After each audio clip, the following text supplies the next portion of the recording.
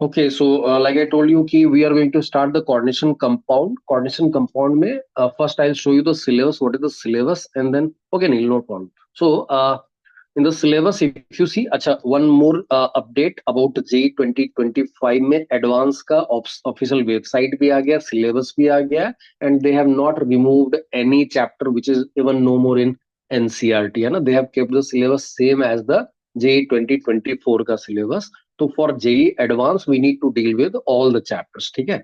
उसमें से luckily we have covered already, gases कर लिया हम लोगों ने।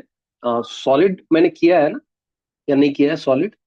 We have not done that, तो okay. So remaining chapters will be doing it definitely, तो उसमें कोई दिक्कत नहीं है, विल बी डूइंग इट। हाँ, there are some chapters like environmental chemistry, chemistry in everyday life.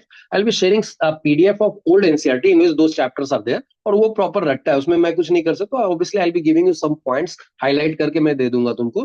But वो चैप्टर्स क्या होते थे ना, पहले जे एडवांस में होते नहीं थे। In order to match the NCERT का सिलेबस, उनको फोर्स किया गया कि मैच करवाओ और ये सारे सिलेबस चैप्टर्स डालो। उन्होंने डाला, फिर एनसीईआरटी ने खुद को बदल दिया। तो आई वॉज होपफुल कि उनको logically, because in your time the NCERT doesn't have those type of chapters, तो they should not keep it in syllabus. But advance जल्दी मान नहीं रहा इन सब बातों को, तो they have kept the syllabus same. तो we need to cover those chapters also which are already there in old NCERT. So I'll be sharing those PDF of old NCERT chapters of those type of chapters, like environmental chemistry is there, polymer is there, chemistry in everyday life is there, proper रहता है उसमें, कुछ भी extra बताने का नहीं को। I give you some highlighted bullet points from दो चैप्टर्स ऑल्सो। बट उसमें तुमको अभी से वो chapter 2 page 4 page per day के हिसाब से अगर बीच बीच में देख लोगे तो काम हो जाएगा तुम्हारा एट द एंड। बहुत ज्यादा क्वेश्चन उधर से आते नहीं, बट एक दो क्वेश्चन अगर डायरेक्टली तुमको मिल जाए तो it will be an easy marks to get in advance, ठीक है? तो वो बात हम लोग करेंगे। तो today we are going to start the inorganic chemistry, and we are starting it with coordination compound. That is the most important and conceptual chapter. Guaranteed question आते हैं, मतलब देर इज नो ईयर जिसमें तुमको coordination compound के question नहीं रहेंगे, definitely रहेंगे। It depends on the year की कितने क्वेश्चन पूछे जा रहे हैं, but definitely there will be at least one question from coordination compound, mains हो या एडवांस हो, एक से ज्यादा ही मिल जाते हैं normally. Okay, that's one part. तो I will be showing you the syllabus of JEE mains as well as JEE advance. If you see this syllabus ना, तो यहाँ पे मेंस ने तो बहुत ही जेनरिक रखा है वर्ड। देखो, जैसे उन्होंने आइसोमेरिज्म लिखा है तो उसमें कुछ भी एक्स्ट्रा वर्ड मेंशन नहीं किया है। बॉन्डिंग लिखा है तो valence bond theory, crystal field theory सब लिख दिया। इन जनरल ये सारी चीजें सब कुछ लिखी हुई है। आ, लेकिन if you see the advance का syllabus, they are being more specific. But ऐसा नहीं कि हम लोग जो उन्होंने लिख दिया वही करेंगे, जितना लिखा है, क्योंकि mains is generic about that. तो आइसोमेरिज्म में जैसे इफ यू सी, उन्होंने बहुत ही क्लियरली सिर्फ सिस्ट्रांस एंड आयनेशन आइसोमेरिज्म लिखा है। But there are other types of isomerism also, obviously we will see that. हाँ, ज्योमेट्री में उन्होंने linear, tetrahedral, square planar, octahedral लिखा, और इतने का ही काम भी है अपने को, ठीक है? I will be showing you some other coordination number वाले कंपाउंड्स भी मैं दिखाऊंगा, बट जनरली इतने से काम हो जाएगा। And that too of mononuclear, polynuclear नहीं पूछता है जी। पढ़ाने वाले पढ़ा देते हैं। I will be showing you one और two examples during our discussion, but वो सिलेबस में है नहीं। थ्योरी वाइज जो बॉन्डिंग की थ्योरी है, वीबीटी, सीएफटी, वहां भी मेंस में भी लिखा है, एडवांस में भी लिखा है। We have to see it for octahedral and tetrahedral fields, ठीक है? That's another part. हाँ, स्क्वायर प्लेनर के लिए भी देखेंगे, उन्होंने मेंशन यहाँ पे नहीं किया, बट ऊपर उन्होंने स्क्वायर प्लेनर ऑलरेडी मेंशन किया हुआ है। Will see that for square planar also. Magnetic property की बात करनी है। कलर ऑफ द कंपाउंड्स क्यों आते हैं, कौन से कंपाउंड के क्या कलर हो सकते हैं, if I am moving from one to another compound, what type of change in colour we are expecting, इसके बारे में भी एक पूरा डिस्कशन होगा। एंड देन लास्ट में हम लोग stability of coordination compound, important applications including salt analysis में जो आगे हम लोग करेंगे उसकी भी बात हम लोग यहाँ पे थोड़ी बहुत करेंगे बात, बट सॉल्ट एनालिसिस में जाके उसकी डिटेल बात होगी, ठीक है? तो this is basically one of the most important chapter of chemistry, I will tell you directly, not of inorganic chemistry only. And the most important is this metal carbonyls. बहुत important बन जाता है ये, क्योंकि रिसेंटली इस पे बहुत सारे क्वेश्चंस बनते हुए दिखे हैं, बहुत सारा कंसेप्चुअल पॉइंट बनता है इससे। And that's why this is, इस पे एक पूरा समझ लो हाफ लेक्चर से ज्यादा इस पे हम लोग स्पेंड करने वाले हैं ऑन मेटल कार्बोनेट्स, ठीक है? तो this is the overall syllabus.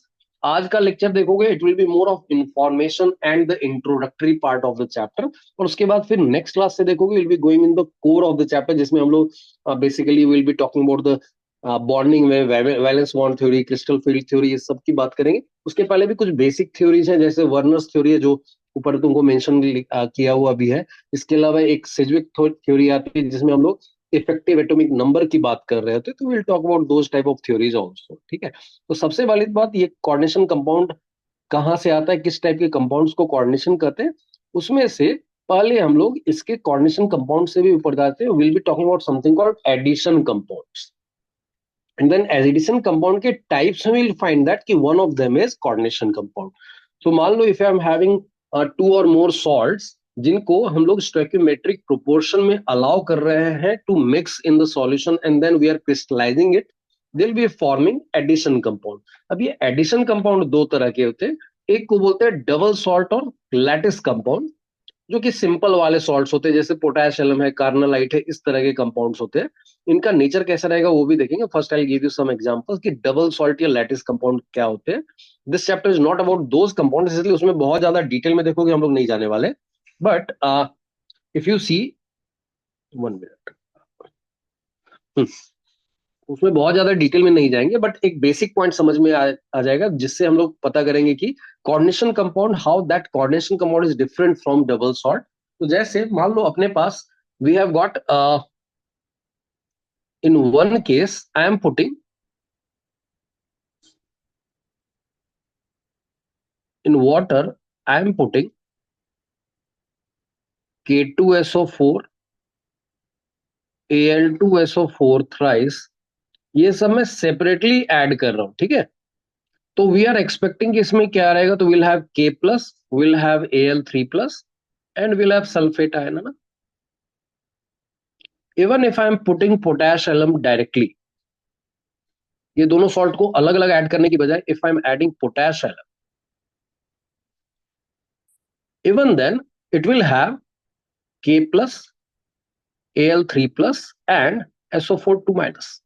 That means whether you have added K2SO4 and A2S, Al2SO4 thrice separately, or you have put potash element in solution, both the solutions will be giving you tests of K plus, Al3 plus, and sulfate ions. Is it okay? जैसे एक example दिखा रहा हूं मैं। मान लो अगर अपने पास potash element add किया या K2SO4 एंड Al2SO4 थ्राइस दोनों को सेपरेटली ऐड किया, what ever is in the solution, इसके लिए एक दो रिएक्शंस करवा के हम लोग देख सकते हैं। जैसे इफ आई एम पुटिंग, मान लो सल्फेट आयन है, and if I am putting BaCl2 aqueous या BaCl2 ऐड कर दिया, विल स्टार्ट गेटिंग BaSO4 का व्हाइट प्रेसिपिटेट, ठीक है। अब ये टेस्ट यहां भी मिलेगा और इधर भी मिलेगा, यहां पे भी मिलेगा, यहां पे मिलेगा, दोनों केसेस में मिलेगा। वैसे ही Al3 प्लस के लिए क्या टेस्ट है, if I am putting just 1 or 2 drops of NaOH,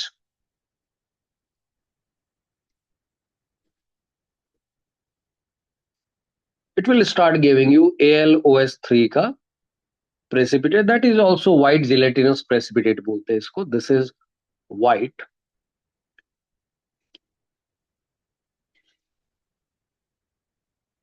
gelatinous precipitate, okay. वैसे ही K प्लस के लिए टेस्ट एक बेसिक टेस्ट है सिर्फ, if I am putting HClO4 in huge amount, it will be giving you KClO4, and that too is not that much soluble, तो वहां भी इसका भी white color का precipitate you'll be getting. So basically, even if I am having potassium, which is an addition compound, which is a double salt, it when it enters into the solution, it is giving you individual identity of its constituent ions. Similarly, कार्नोलाइट जैसे मैंने लिखा है KCl MgCl2 6H2O, यहाँ जो लिखा है मैंने, इसको अगर मैं रख दूं तो even in if I have added carnallite or if I have added KCl and MgCl2 separately in water, both of them will be having independent presence of K plus, Mg2 plus and Cl minus, and that's how we can identify कि test करके we can identify कि इसमें कौन कौन से ions है। अब ये लगेगा ऐसा कि सर ये तो बहुत ही कॉमन सी बात दिख रही है, but this common thing is not present when you are having a coordination compound. I'll give you the examples also. तो जैसे मान लो यही कहानी अगर मैंने की और if I am getting a coordination compound, तो things will be different. Why the things will be different and how it will be different, I give you first few basic points and then we'll start talking about कि उसके examples क्या है। तो when I am talking about coordination compound, एक एक करके सारे points देख लो। यहाँ पर क्या है, बेसिकली जैसे कोई भी अगर हम, sorry, this is the same point I have repeated. 1 minute. So this is coordination compound के लिए what things we need to consider is, या सुनो, मान लो जैसे अपने पास कोऑर्डिनेशन कंपाउंड है, जैसे मान लो अपने पास KCN है, FeCN ट्वाइस है, उसके साथ मैंने फिर से सॉल्ट उसका सॉल्यूशन बनाया, उसको इवेपोरेट करके उसका क्रिस्टलाइजेशन किया. I start getting K4FeCN6. Okay. या फिर इसी में other examples can be there, जैसे मैंने we can have CuNS3 4SO4. ठीक है, इस तरह के कंपाउंड्स दिखते हैं. I give you some examples. Coordination compounds के एग्जांपल कैसे दिखेंगे, तो दे विल बी लाइक ऐसा. एक तो स्क्वायर ब्रैकेट दिखेगा तो वहां पे, this is one of the coordination compound. I am giving examples. एक और एग्जांपल दे देता हूं, जैसे you will be getting this one. Now what will happen ना, ऐसे कंपाउंड्स में देखने से दिख रहा है कि K+ ion is there, Fe2+ ion is there, CN- ion is there. But when you start doing the test of these ions ना, पता चलेगा जो स्क्वायर ब्रैकेट के अंदर जो आयंस है ना, वो इंडिविजुअल आयंस के फॉर्म में प्रेजेंट नहीं हो पाते. ये बात मैंने आयनिक के टाइम पे भी डिस्कस की थी कि ये इस तरह के जो कॉम्प्लेक्स कंपाउंड्स या कोऑर्डिनेशन कंपाउंड्स होते हैं, उनके जो स्क्वायर ब्रैकेट वाला पार्ट है उसी को कोऑर्डिनेशन स्फेयर या कॉम्प्लेक्स आयन बोलते हैं. That ion is stable enough so that they can not be broken into individual ions in the solution. And that's why the test of those individual ions will not be given by these type of compounds. Is it okay? Any doubt up to this point? Any doubt? चलो, तो ये एक कहानी जो मैंने समझाई. अब इसी में बहुत ही बेसिक पॉइंट्स देखेंगे कि ये इस तरह के कंपाउंड्स कब बनते हैं, एग्जांपल्स किस तरह के होंगे. टेस्ट की बात जो मैंने कही अभी, इसी तरह के दो जो कंपाउंड दोनों देखे हैं. जो मैंने पहले पोटेशियम का एग्जांपल दिया, उसमें टेस्ट मिल रहे थे इंडिविजुअल आयंस के, यहाँ पे वो टेस्ट नहीं मिल पाएंगे. ये सारी बातें मैं अभी बताने वाला हूँ, बट एक एक करके सारे पॉइंट्स देख लेते हैं. Like I told you, the addition compound in which some of the constituent ions और मॉलिक्यूल्स लूज देयर आइडेंटिटी. तो K+ is not losing its identity in K4FeCN6. Sulfate is not losing its identity in CuNS3 4SO4, but Fe2+ or Cn- are losing their identity in K4FeCN6. Cu2+ is losing its identity in CuNS3 4SO4, है ना. तो ये जो ions अपनी identity loose कर रहे हैं, ऐसे कंपाउंड्स को ही हम लोग कोऑर्डिनेशन कंपाउंड बोल रहे हैं. इसका मतलब है इनकी प्रॉपर्टी जो है वो, there will be some properties which will be different from their constituent salts, है ना. That is one other part. अब इसी में मैंने बोला कि एक पार्ट जो होता है उसका, उसको हम लोग कॉम्प्लेक्स पार्ट या कोऑर्डिनेशन स्फेयर बोलते हैं.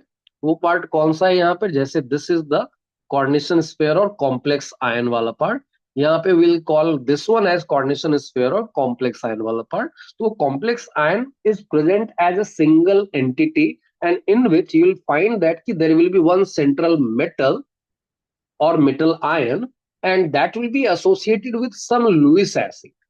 जिन लुईस एसिड्स को हम लोग लिगेंड्स बोलेंगे इस चैप्टर के अंदर. अब ये दोनों आपस में कोऑर्डिनेट बॉन्ड बनाते हैं, that's why we are calling them coordinate compounds, है ना. तो ये कोऑर्डिनेट बॉन्ड कब बनाएंगे, कोऑर्डिनेट बॉन्ड बनाने की टेंडेंसी का मतलब है एक जो है वो वैकेंट ऑर्बिटल अवेल करवाएगा और दूसरा जो है लोन पेयर देगा, है ना. तो लोन पेयर और कोऑर्डिनेशन, अब मेटल कोवेलेंट बॉन्ड बना रहा है, इसके लिए क्या टेंडेंसी होगी, तो will be referring back to the Fajans rule, जिसमें हम लोगों ने बोला था कि सेंट्रल कोई भी मेटल कैटायन अगर कोवेलेंट बॉन्ड बनाने की टेंडेंसी रखेगा तो उसके लिए चार्ज अपॉन साइज का वैल्यू काफी ज्यादा रहेगा ना. तो या तो चार्ज हायर रहे या फिर साइज बहुत छोटा रहे, या फिर दोनों चीजें साथ में एग्जिस्ट हो. तो जैसे Fe2+ है, तो वहां पर जैसे ही हम लोग S ब्लॉक से P ब्लॉक की तरफ जाते हैं, वी नो दैट कि size decreases, and size decrease होने से पोलराइजेशन का एक्सटेंट बढ़ेगा, and that's why covalent bond bond बनाने की टेंडेंसी बढ़ेगी. That's why you rarely get, जब कभी भी normally you will not get S block metals to be participating in formation of coordinate bond or the coordination sphere, but you will be frequently getting D block or F block metals to be forming complex ion or coordination sphere. Any doubt in this part? इसको हम लोग Fazan rule से समझ रहे हैं कि Fazan rule के हिसाब से अगर सेंट्रल मेटल का या मेटल आयन का चार्ज अपॉन साइज या इफेक्टिव चार्ज अपॉन साइज ज्यादा हुआ तो उसका एक्सटेंट ऑफ पोलराइजिंग पावर ज्यादा होता है, and that's why it will have greater tendency to form the coordinate bond. And that too we are taking D and F block, क्योंकि उनका पहली बात तो साइज कम है, उनके पास चार्ज 2 3 4 ऐसे जा सकते हैं, कभी कभी तो और भी ज्यादा जाते हैं. तो नॉर्मली उनका चार्ज अपॉन साइज काफी ज्यादा रहता है, first thing. Second thing is they are having vacant d orbital available, and that's why they can form coordinate bond with the Lewis bases, which are also called ligands. Is it okay? Any doubt? Now I'll be talking about some examples. ये जो दो मैंने ऊपर example दिए उसी को बता देता हूं मैं. So like, मान लो अपने पास एक एक करके दोनों कंपाउंड ले लेते हैं. तो जैसे मैंने K4FeCN6 लिया है, वहीं से स्टार्ट करते हैं. फॉर्मेशन कैसे होगा? तो जैसे if I am having FeSO4 ले लिया मैंने, aqueous, and then plus KCN ले लिया एक्सेस में, because we know that K4FeCN6 बनाते we need KCN in excess, and then it is going to form, लिखने के लिए डॉट के साथ भी लिख सकते हैं, but I am writing it directly. It will be called K4FeCN6. Normally इसका कलर इफ यू ऑब्जर्व ना, तो इसको पहली बात तो पोटेशियम फेरोसाइनेट भी बोलते हैं, पोटेशियम फेरोसाइनाइड भी बोलते हैं, एंड इसका कलर जो होगा दैट इज येलो कलर. धीरे धीरे कलर्स भी जानने पड़ेंगे, आगे जाकर हम लोग इंपॉर्टेंट कलर्स की बात करेंगे. But like I told you, this won't give test for Fe2 plus और Cn माइनस. ठीक है, तो दैट्स वन पार्ट. एक तो ये हो गया. सेकेंड थिंग इज, मान लो मेरे पास CuSO4 है. सॉल्यूशन से ही समझाता हूं. मान लो if I am having an aqueous solution of CuSO4, इसका पता चलता है कि इसका कलर जो होता है ना, लाइट या पेल ब्लू बोलते हैं उसको.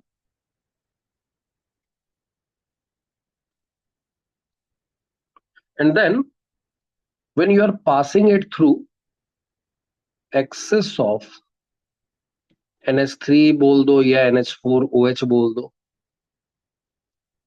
You are adding that, then you will find that ये जो कलर है ना वो काफी ज्यादा डीप हो चुका है. यू विल फाइंड दैट कि now this is actually forming dark या इंक ब्लू जैसा अपीयरेंस होगा, हो जाएगा. और वहां जो चीज बन रही है वो क्या है?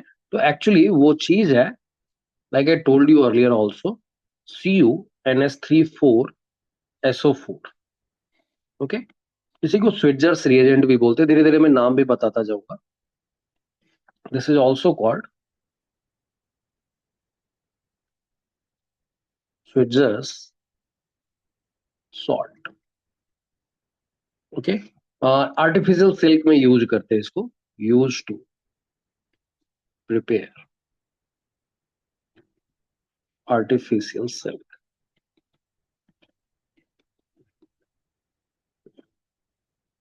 ओके, नाउ अब इसके साथ क्या है ना, like if I am having simply CuSO4 तो कॉपर 2 प्लस का भी टेस्ट देगा, सल्फेट का भी टेस्ट देगा. But if I am having this reagent और इसके साथ मैंने अगर दो टेस्ट करवाए, एक टेस्ट मैं करवाता हूं it in presence of BaCl2 aqueous, तो ये BaSO4 का तो व्हाइट प्रेसिपिटेट दे देगा.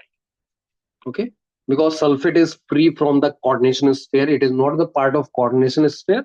The part which is not coordination sphere is called ionization sphere. तो ionization sphere में जो भी प्रेजेंट रहेगा ना, which is not in this square bracket, to be more specific, वो वाला टेस्ट मिल जाएगा. That means you will be getting white precipitate of BaSO4. But if you are dealing it or if you are treating it with, मान लो कोई भी test जो copper 2 plus का है, कोई भी टेस्ट वो हम लोग पढ़ेंगे सॉल्ट एनालिसिस में, डिटेल में पढ़ने वाले इसको, ये अगर लेंगे तो no result. It will not give you the test of copper 2 plus. Is it any doubt up to this point? तो यहाँ जो इंपॉर्टेंट पॉइंट समझ में आ रहा है कोऑर्डिनेशन कंपाउंड में, ऑब्वियसली डिटेल में जाएंगे तो बहुत ज्यादा हम लोग चीजें पढ़ने वाले हैं यहाँ पे, बट जो पार्ट समझ में आ रहा है वो ये है कि जो कंस्टिट्यूएंट आयंस इनके दिख रहे थे उनमें से सारे के टेस्ट ये जरूरी नहीं कि देगा. There will be some ions जिनका टेस्ट ये दे देगा, but there are ions which are present in the square bracket और we call it technically coordination sphere complex ion वाला पार्ट. उनमें जो आयंस प्रेजेंट है they are not going to give you the individual test. Is it okay everyone? Any doubt? चलो, तो अब यहाँ ये भी समझ में आता है कि ऐसे कॉम्प्लेक्सेस को तुम वाटर में डाल भी रहे हो ना, why they are not giving you the test, because वो कोऑर्डिनेशन स्फीयर जो है ना वो डिसोसिएट नहीं होता है। इफ इट इज डिसोसिएटेड तो उसको हम लोग इम्परफेक्ट कॉम्प्लेक्स की तरह ट्रीट करते हैं, बट ऐसा प्रैक्टिकली तुमको मिलेगा नहीं। And that's why we are saying that कि यहाँ पे you are not going to get the test of these ions. तो मैं जैसे कुछ अदर एग्जांपल्स भी दे दे रहा हूँ, सो यू विल फाइंड दैट कि कुछ कॉम्प्लेक्सेस में यहाँ पर लिख के दिखा रहा हूँ तुमको। तो जैसे यहाँ पे देखो, पहला वाला जो एग्जांपल मैंने दिया, यहाँ पर one free chloride ion is there, so you will be getting, if you are treating this compound with AgNO3 ना, AgNO3 के साथ अगर इसका 1 मोल लिया ना, you will be getting 1 mole of AgCl मिल जाएगा, but you not gate 3 moles of AgCl with this compound. अगर मैंने इसका 1 मोल लिया हुआ है तो उससे 1 मोल ही AgCl मिलेगा, you will not get 3 moles of AgCl. Even if the overall compound is having 3 chloride ions, there are 2 chloride ions within the square bracket, and that's why it will not be dissociated. That's one part. दूसरा part जैसे देखो, अभी already मैंने K4FeCN6 का example तो दे ही दिया है। CONS3 6Cl3 में CO3 प्लस का टेस्ट ये नहीं दे पाएगा, because this whole thing will be coming out in the solution as one ion. Now it will be able to give you the a test of chloride, है ना? So that's another part. लेकिन अगर वही सारे chloride यहाँ चले आए, तो मान लो इसके लिए मैंने थर्ड वाले में, अगर मैंने थर्ड वाले में इसका 1 मोल लिया है, and if I am treating it with AgNO3 excess,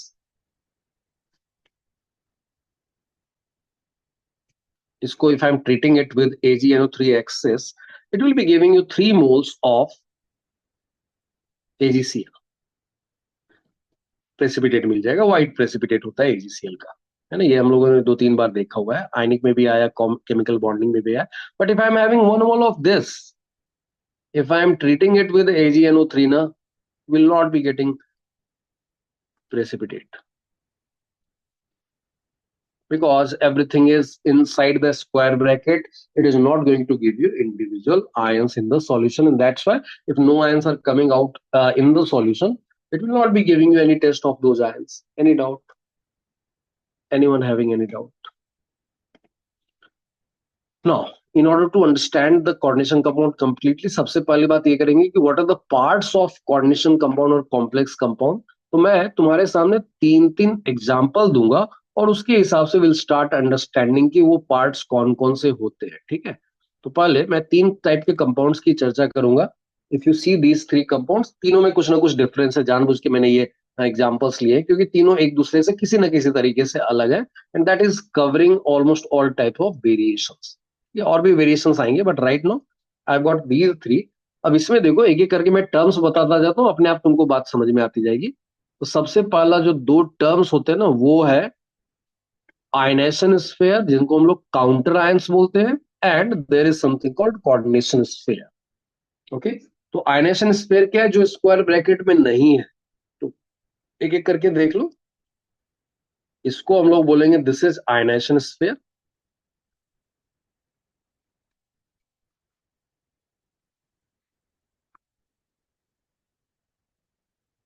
and ये वाला जो पार्ट है this will be called coordination sphere.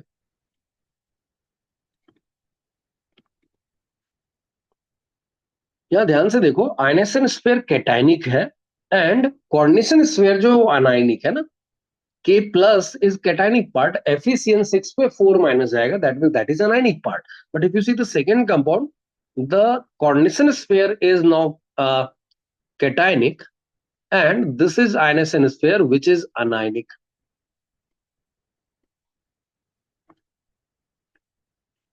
Now if you see the last one, this whole thing is one sphere, and that is only coordination sphere. It doesn't have any ionization sphere.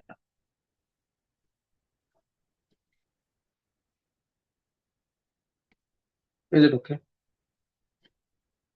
तो ये दोनों part हो गए। Now within the ionisation sphere we will be getting 2 types of thing.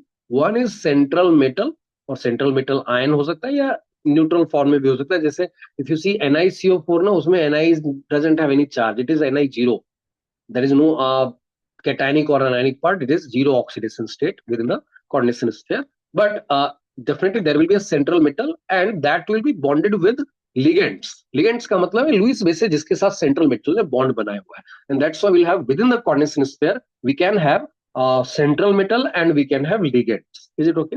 ये term समझने जरूरी है। Central metal का मतलब है central metal is acting as Lewis acid and that is forming coordination bond with Lewis bases and those Lewis bases are called ligands. Okay, तो now जैसे if I am having, कोई भी एक example लेके दिखा देता हूं। तो मान लो if I am having K4FeCN6,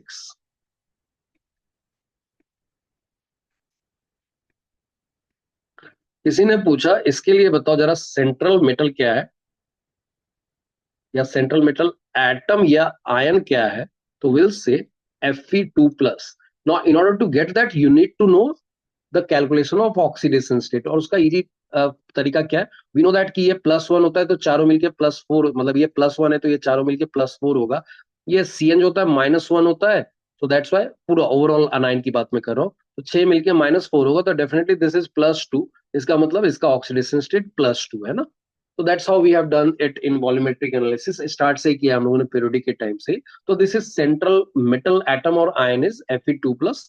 तो इसी में अगर पूछेगा लिगेंड या लिगेंड्स, अभी तो मैंने जितने एग्जांपल दिए उसमें एक ही टाइप का लिगेंड है, but sometimes you can have two types of ligands present within the same coordination sphere. जैसे यहाँ पे देखो NH3 is a ligand and Cl minus is also a ligand, there are two types of ligand present within the same compound.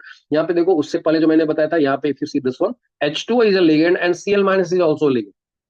Okay, तो ligands के type भी बाद में हम लोग अलग से देखेंगे, but right now I am just giving you the idea कि किस किस टाइप के टर्म हम लोग फ्रीक्वेंटली यूज करने वाले हैं। लिगेंड्स में we have got just one type of ligand and that is CN-। There are 6 CN- present at the 6 ligands within the coordination sphere. Now there is one more term and that is called coordination number of the central metal। Coordination number का मतलब क्या होता है, central metal ने कितने coordinate bonds बनाए हुए हैं with the all ligands present in the compound.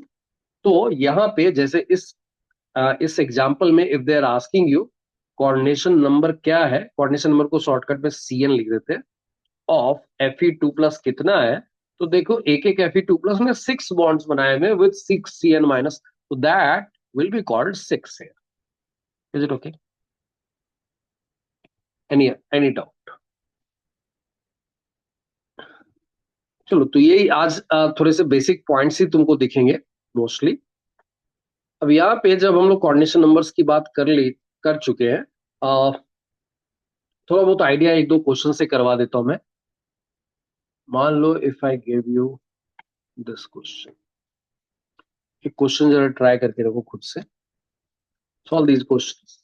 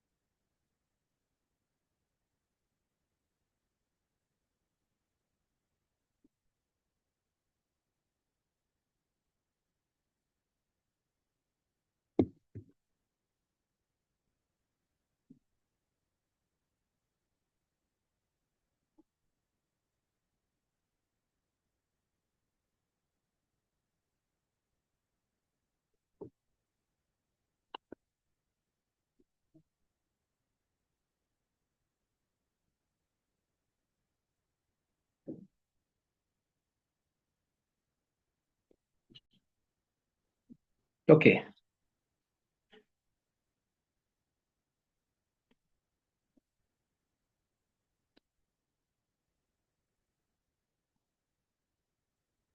I've asked everyone to switch on the camera. Why am I again seeing that कि ना बोले तो नहीं ऑन करना है? पढ़ रहे तो पढ़ लो ना, सिंपल सी बात है। नहीं पढ़ना है तो चले जाओ।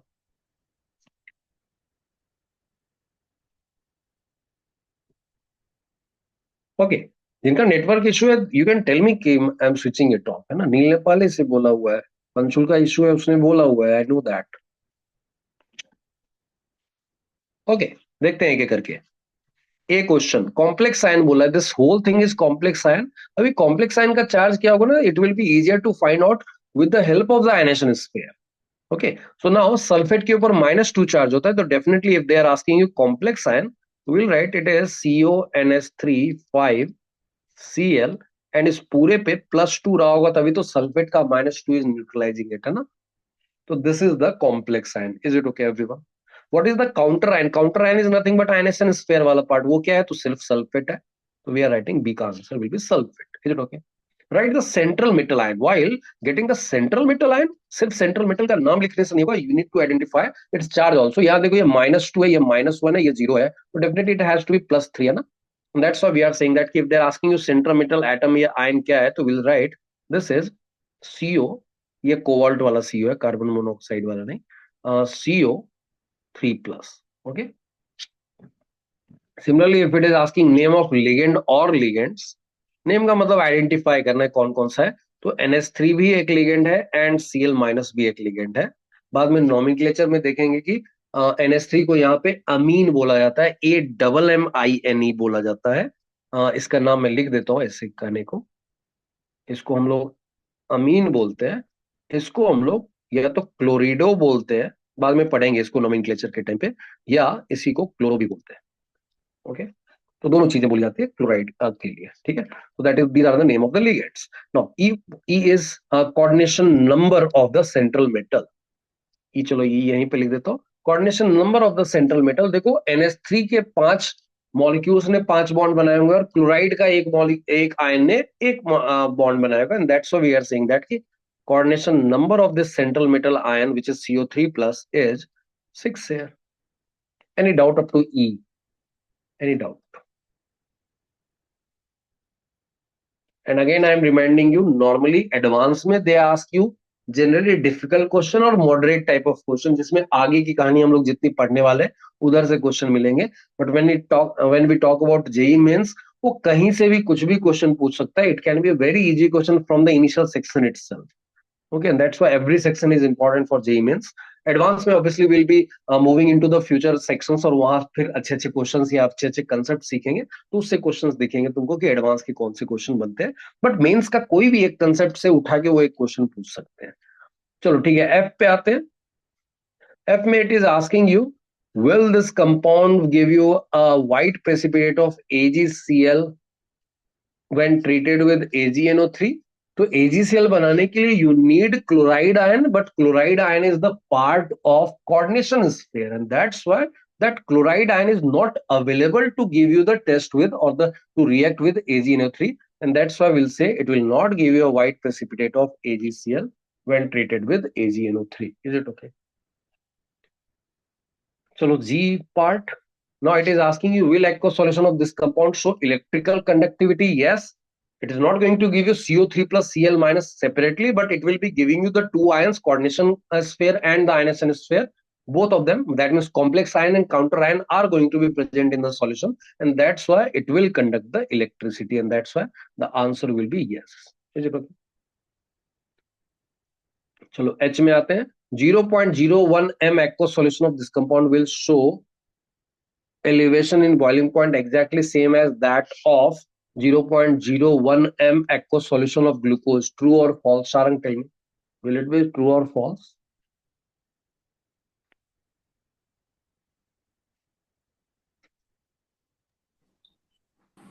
So it will be true, right? Because इसमें like there will be two ions, so you multiply it by 2.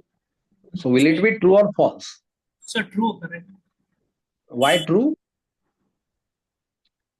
Because your logic Oh, says otherwise. exactly same बोला है. Oh, exactly same बोला है. Exactly So same बोला है ना? Oh yes. So question गलत पड़ा. Okay. हाँ चलो, तो इसका answer is false, because it says exactly same होगा, तो फॉल्स करें, because i of the compound will become 2, है ना, but I of glucose is 1 only, so with the same molality they'll not give you the same proper value of the colligative property, है ना। That's one part. Now Rishit ने एक question पूछा है कि क्या ऐसा नहीं कि सारे के सारे coordination compound will conduct electricity? Anyone who can tell me? He is asking, won't all coordination compounds conduct electricity? चलो मैं एक दिखाता हूं तुमको ना। जो भी स्क्रीन पे दिख रहा है, कैन यू से दैट ये सारे के सारे कंपाउंड जो दिख रहे हैं तुम्हारे सामने, when I am giving you the topic parts of coordination compound, मैंने 3 टाइप के कंपाउंड लिखे हैं। Will all these coordination compound show will conduct electricity, Raima? No, sir. Which will not show? The last one. Last one, NiCO4 is totally neutral coordination sphere, है ना? So it is not going to give you any ion in the solution. That's why the neutral coordination compound, which doesn't have ionization sphere, will not show any, will not conduct electricity. Is it okay? Rishit, clear now? First two will conduct electricity, but third will not conduct, है ना? Because it doesn't give you any ion, है ना? Chalo, this was one question. I'll give you another question again.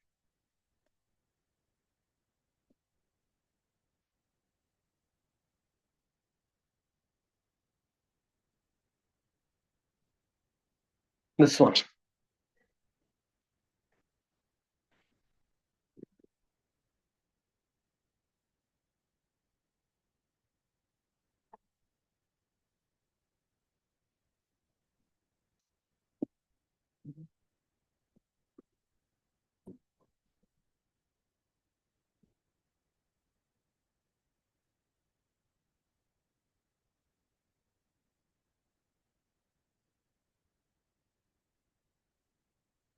Okay, so Sharang has given me one answer.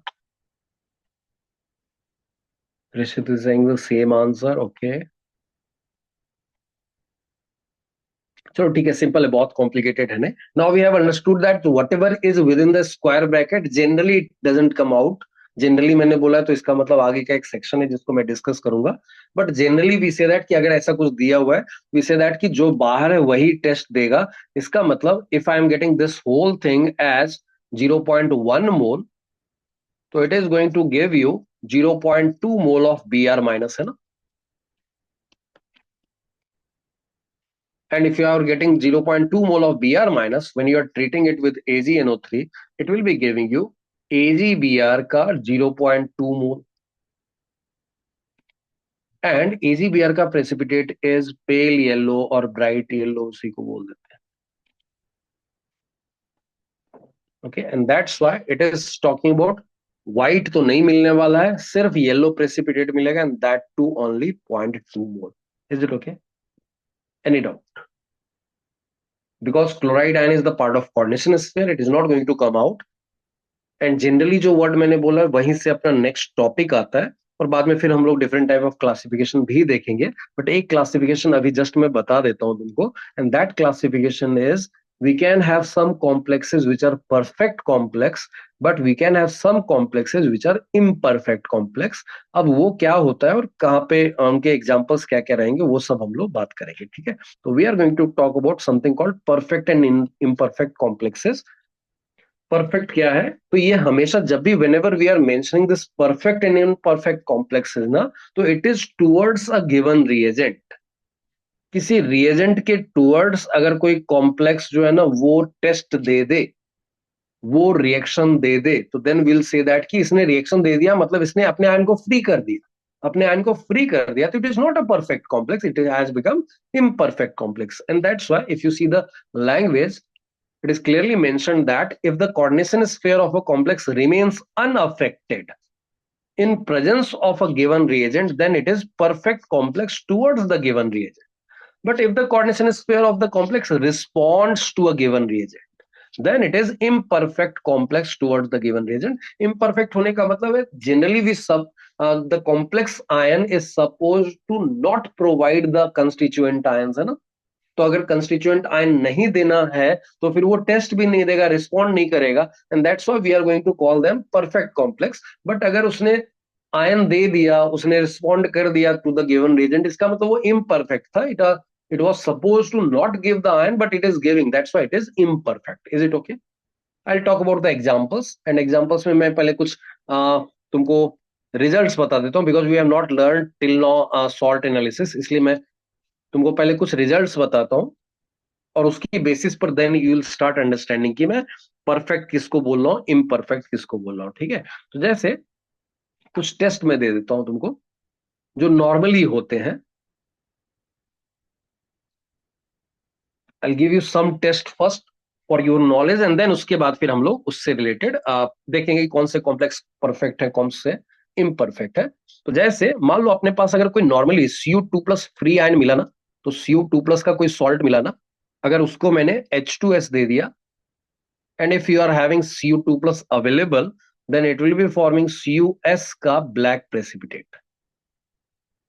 ठीक है, that's one part. वैसे ही अपने पास अगर Cd2+ free रहा ना, उसका कोई सॉल्ट है, उसने फ्रीली तुमको Cd2+ अवेलेबल करवाया है, तो फिर H2S के प्रेजेंस में it will be giving you CdS का येलो प्रेसिपिटेट। वैसा ही इफ आई एम हैविंग, तो ये मैंने क्या किया देखो, दो अलग अलग कैटायंस के लिए मैंने H2S एज अ रिएजेंट लिया है। अभी मैं एक दूसरा सेट बता रहा हूं। I am taking same cation Fe3+ का कोई मान लो सॉल्ट है, and it is giving you the Fe3+ ion available for the reaction. OH- अगर आया तो उसके प्रेजेंस में it will be forming FeOH thrice का रेडिश ब्राउन प्रेसिपिटेट बनाता है। ठीक है, वैसे ही मान लो Fe3+ के लिए this time I am fixing the cation, I am changing the reagent. So if I'm treating it with SCN-, then you'll be finding, ये बहुत इंपॉर्टेंट है, ये बार बार आएगा तुमको, मैंने पहले भी आया ये, तो FeSCN थ्राइस का blood red precipitate. Okay, now ये तुम्हारे मैंने कुछ रिजल्ट्स बता दिए। Now will be talking about कि कौन से कुछ एग्जांपल्स की बात मैं करूंगा जहां पे आई विल बी टॉकिंग अबाउट कि कौन सा कॉम्प्लेक्स किस दिए हुए रिएजेंट के लिए परफेक्ट या इम्परफेक्ट है। तो now I will be talking about the examples. Example में अब इसी में से दो कॉम्प्लेक्स में लूंगा, एक में Cu2+ रहेगा, एक में Cd2+ रहेगा, and then I give you H2S as a reagent. तो जैसे first example is, if I say I have got CuCN4 2-। ठीक है, ये एक कॉम्प्लेक्स लिया, एंड दूसरा कॉम्प्लेक्स मैंने लिया CdCN4 2-, एंड इन दोनों को ट्रीट करवाया मैंने H2S से। पता चला कि जब मैंने इसको CuCN4 2- को ट्रीट किया ना H2S से, तो we are not getting precipitate of CuS।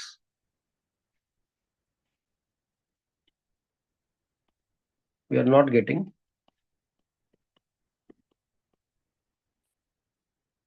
But we are getting CdS का yellow precipitate in this case, and that's why if you want to conclude it, so conclusion क्या आया, जब मैंने H2S एज अ रिएजेंट लिया, तो we are saying that this CuCN4 2- is perfect complex towards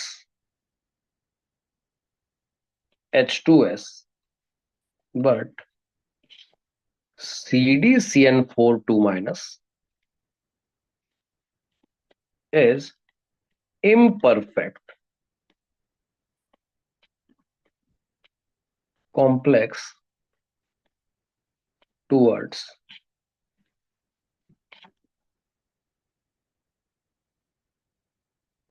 H2S. Okay, any doubt up to this point? वैसे ही दूसरा set of example जो मैं दे रहा हूं वो Fe3+ ले लो। This time I am giving you different complexes but with same coordination compound. Like if I am giving you FeF6 3-, now I am treating it with two different reagents। अगर मैंने इसको OH- के साथ treat किया, and in second case if I am treating it with FSCN- के साथ, तो you'll find that कि यहाँ पे it will give you reddish brown precipitate of FeOH thrice ये इसका रेडिस ब्राउन प्रेसिपिटेट मिलेगा, but you'll not get that blood red precipitate of no blood red precipitate of FeSCN thrice. इसका मतलब now I'm talking about the same complex, but it is becoming perfect towards SCN minus, but it is being imperfect towards OH minus. तो ये perfect imperfect absolute नहीं होता है, कौन से coordination compound की बात कर रहे हैं and towards which reagent, ये दोनों पे depend करेगा बीइंग परफेक्ट और बीइंग इम्परफेक्ट, है ना। तो यहाँ पे इसका कंक्लूजन क्या है, अभी मैंने पिछली बार देखो मैंने सेम रिएजेंट लिया था, दो अलग अलग कोऑर्डिनेशन कंपाउंड लिए थे, तो इसका मतलब एक रिएजेंट के रिस्पेक्ट में जरूरी नहीं कि सारे के सारे कोऑर्डिनेशन कंपाउंड इम्परफेक्ट या परफेक्ट होंगे, वैसा ही एक कोऑर्डिनेशन कंपाउंड सारे के सारे रिएजेंट के लिए परफेक्ट या इम्परफेक्ट ही होगा, ये जरूरी नहीं है। तो यहाँ पर हम लोग बोल रहे हैं this coordination compound Fe F6 3 minus is perfect complex towards SCN minus, क्योंकि उसको रिस्पॉन्ड नहीं किया इसने, but is imperfect complex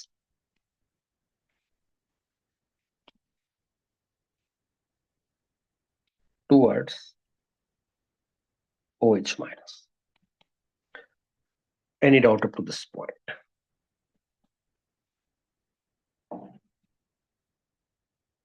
No.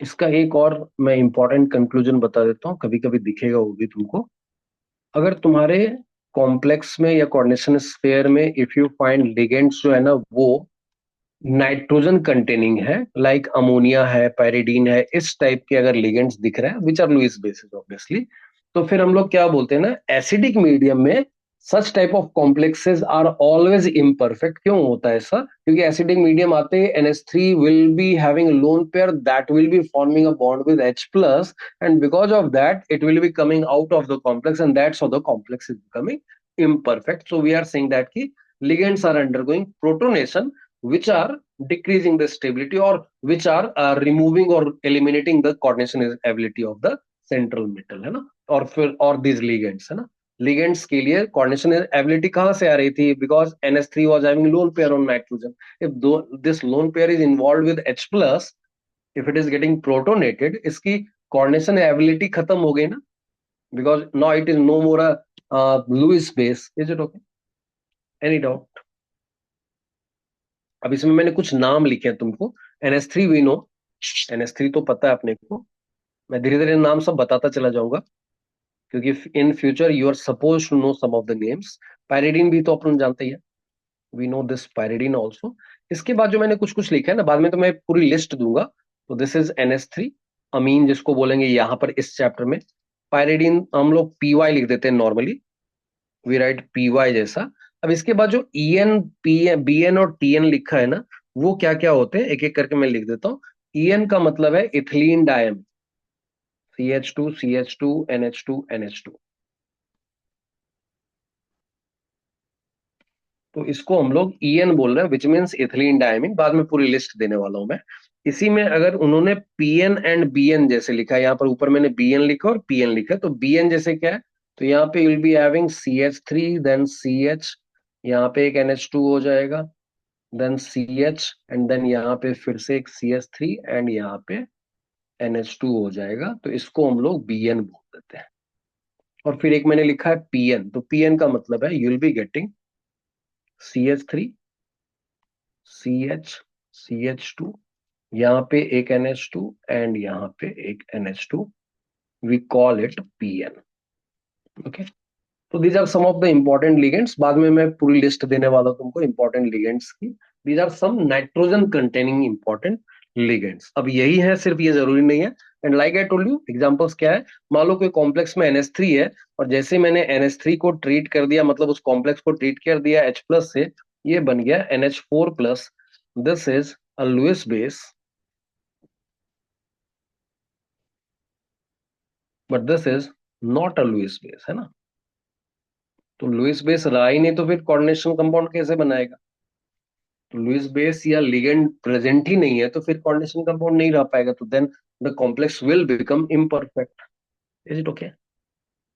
वैसे ही पायरिडीन के केस में अगेन एन पे जो लोन पेयर है that will capture the H plus and that's how it will be losing its coordination ability, है ना? Any doubt?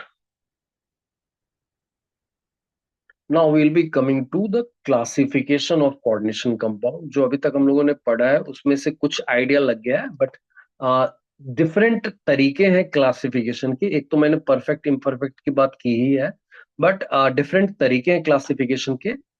पहला तरीका है on the basis of charge of the coordination sphere. Coordination sphere पे cationic charge है या anionic charge है उस पर डिपेंड करेगा कि उसको हम लोग किस टाइप का कॉम्प्लेक्स या कोऑर्डिनेशन कंपाउंड बोलेंगे. तो व्हेन वी से पॉजिटिव कॉम्प्लेक्स, इसका मतलब है coordination sphere is having +2 charge या +3 चार्ज और +1 चार्ज. ये तो कि यहाँ पर लकली ऐसा हुआ है कि सब +2 वाले मिल गए, but in general if the coordination sphere is having cationic charge it will be called positive complex. If the coordination sphere is having negative charge, जैसे यहाँ देखो -4 आ रहा है, यहाँ पे 1 मिनट PTF6 माइनस लिखो, यहाँ not plus, this not plus, minus रहेगा, ऐसा आ गया. या फिर if you see this one, इसके ऊपर -4 चार्ज है, 4 माइनस है. तो अगर कोऑर्डिनेशन स्फीयर के ऊपर अनायनिक चार्ज मिल रहा है then we start saying that कि it is a negative complex. अगर कोऑर्डिनेशन स्फीयर न्यूट्रल है, जैसे कि यहाँ पर दिख रहा है, इसके पास कोई चार्ज नहीं है, इसके पास कोई चार्ज नहीं, then we call it neutral complex. तो पॉजिटिव कॉम्प्लेक्स का मतलब complex the complete compound can not have the total negative charge और positive charge, but the coordination sphere of the coordination compound will have positive charge. तो फिर इसको positive बोला. Coordination sphere के ऊपर अगर नेगेटिव चार्ज दिख रहा है तो then it is negative complex. Coordination sphere के ऊपर कोई चार्ज नहीं दिख रहा है तो फिर उसको हम लोग न्यूट्रल कॉम्प्लेक्स बोलेंगे. And then like Rishit asked me कि कौन से कॉम्प्लेक्सेज होंगे जिनका हम लोग जो इलेक्ट्रिसिटी कंडक्ट करेंगे, जिनके एक्वस सॉल्यूशन इलेक्ट्रिसिटी कंडक्ट करेंगे. तो पॉजिटिव या negative complexes will conduct electricity, but the neutral complex will not conduct electricity. Extremely poor, like water is extremely poor conductor ना, तो उसको प्रैक्टिकली नॉन कंडक्टिंग बोल सकते हैं. वैसे ही न्यूट्रल कॉम्प्लेक्सेस का भी एक्वस सॉल्यूशन रहेगा, तो that is extremely poor conductor और नॉन कंडक्टर की तरह ट्रीट कर सकते हैं उसको. Is it okay everyone? एक दूसरा क्लासिफिकेशन है व्हेन वी सी दैट कि कोऑर्डिनेशन स्फीयर के अंदर जो लिगेंड है ना, वो एक ही टाइप का लिगेंड है या मल्टीपल टाइप के लिगेंड्स है. तो अगर एक ही टाइप का लिगेंड है तो उसको हम लोग होमोलेप्टिक कॉम्प्लेक्स बोल देते हैं. अगर मल्टीपल टाइप के लिगेंड्स दिख जाएंगे तो उसको फिर हम लोग हेट्रोलेप्टिक बोलेंगे. तो देखो होमोलेप्टिक में देखो NH3 ही चारों के चारों NH3 है, यहाँ दोनों NH3 है, यहाँ 6 जो है सब के सब CN माइनस है, यहाँ 4 है चारों के चारों CO है, यहाँ चारों के चारों Cl माइनस है ना. तो all of these are homoleptic complexes. But if you see heteroleptic में 4 NH3 है, 2 Cl माइनस है, 5 NH2 है, 1 NO प्लस है, 3 NH3 और 3 Cl माइनस भी है. तो एक से ज्यादा टाइप के, नंबर की बात नहीं करो, नंबर तो हर बार एक से ज्यादा ही मिलने वाला है तुमको लिगेंड्स का, बट एक से ज्यादा टाइप के लिगेंड्स अगर मिल गए, identity of ligands are multiple, like NH3 भी है, Cl माइनस भी है, H2O भी है, NO प्लस भी है, NH3 है, Cl माइनस भी है. इस तरह का जितना भी तुमको मिलेगा जिसमें you will have multiple identity wale ligands are present in the coordination sphere, then we are calling them heteroleptic. If single identity wala ligand is present in the complex, then we are going to call it homoleptic complex. Is it okay? Perfect imperfect already मैंने cover कर दिया, उसको अलग से कुछ बताने की जरूरत नहीं है. बट एक और क्लासिफिकेशन है जिसमें you can have one central metal और you can have multiple central metal. Multiple central metal को ही मल्टी न्यूक्लियर और पॉली न्यूक्लियर भी बोल देते हैं, which is not officially in syllabus. एक आध एग्जाम्पल में बताऊंगा तुमको आगे जाके कहाँ पे रिलेवेंट हो जाएगा. But generally what is in syllabus is mononuclear complex. ठीक है, जिसमें एक ही टाइप का, एक ही देखो Cu एक ही है, Ag एक ही है, Fe एक ही है, Ni एक ही है, Pt एक ही है. बट जबकि यहाँ देखो ये पूरा का पूरा एक कॉम्प्लेक्स है. इसमें within the complex you have got 2 central metal atoms. यहाँ पर देखो within the complex you are getting 3 central metal atoms, है ना. तो यहाँ पे because of that we are going to call it poly nuclear और multi nuclear. जबकि यहाँ पे ऊपर वाले केस में we have got just 1 central metal and that is called mononuclear complex. The part which is in our syllabus is mononuclear complex. थोड़ा बहुत जहां जहां रिलेवेंट रहेगा मैं पॉलीन्यूक्लियर के बारे में एक दो चीजें आगे इन फ्यूचर बताने वाला हूं. Otherwise polynuclear is not in our syllabus. Any doubt up to this point? अब कभी कभी तुम्हारे पास फॉर्मूला दिया हुआ रहेगा but not in its exact form for the coordination compound and based on two types of things. एक तो मैंने इलेक्ट्रिकल कंडक्टिविटी की भी बात की है और एक याद करो मैंने ऊपर ही एलिवेशन इन बॉइलिंग पॉइंट की बात की थी। इसका मतलब we can talk about colligative properties. उनके मेजरमेंट से वी कैन आइडेंटिफाई कि कोऑर्डिनेशन कंपाउंड का फॉर्मूला क्या रहा होगा। जैसे I am going to give you a table और इसको देख के जरा आइडेंटिफाई करो कि कॉम्प्लेक्स का फॉर्मूला क्या बन रहा है यहाँ पे इन दीज केसेस। और ये दोनों जो पहले जो दो कॉलम दिख रहे हैं after the addition compound formula के बाद, वो दोनों एक जैसे क्रायोस्कोपिक मेजरमेंट किया। क्रायोस्कोपिक मेजरमेंट में क्या करते थे हम लोग, एनीवन समर्थ? क्रायोस्कोपिक मेजरमेंट कहाँ पे पढ़ा है? Where have you learned cryoscopic measurement?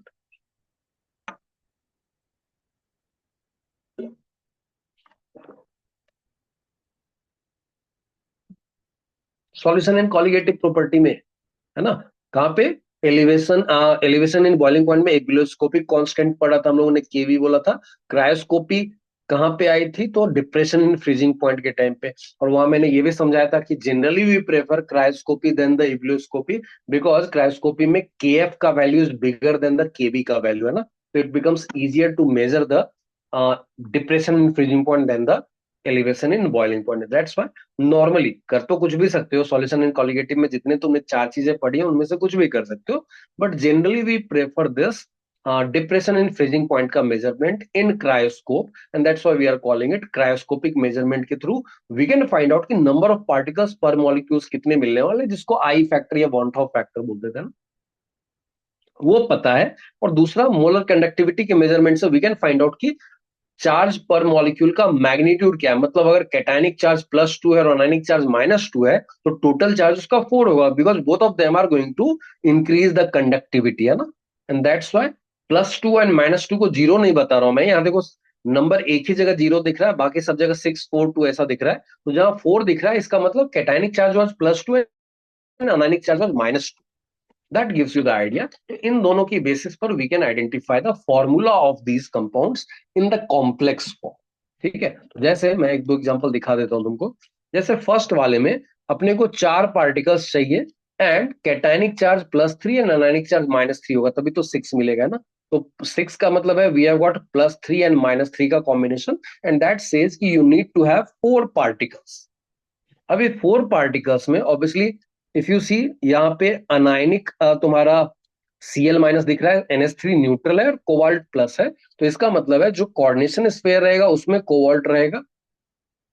अभी यहां देखो कोबाल्ट के बाद अभी अपने को 4 पार्टिकल चाहिए। ये अगर कोऑर्डिनेशन कंपाउंड एक मैंने लिया है तो फिर बाकी 3 जो होंगे वो Cl बाहर रखने पड़ेंगे।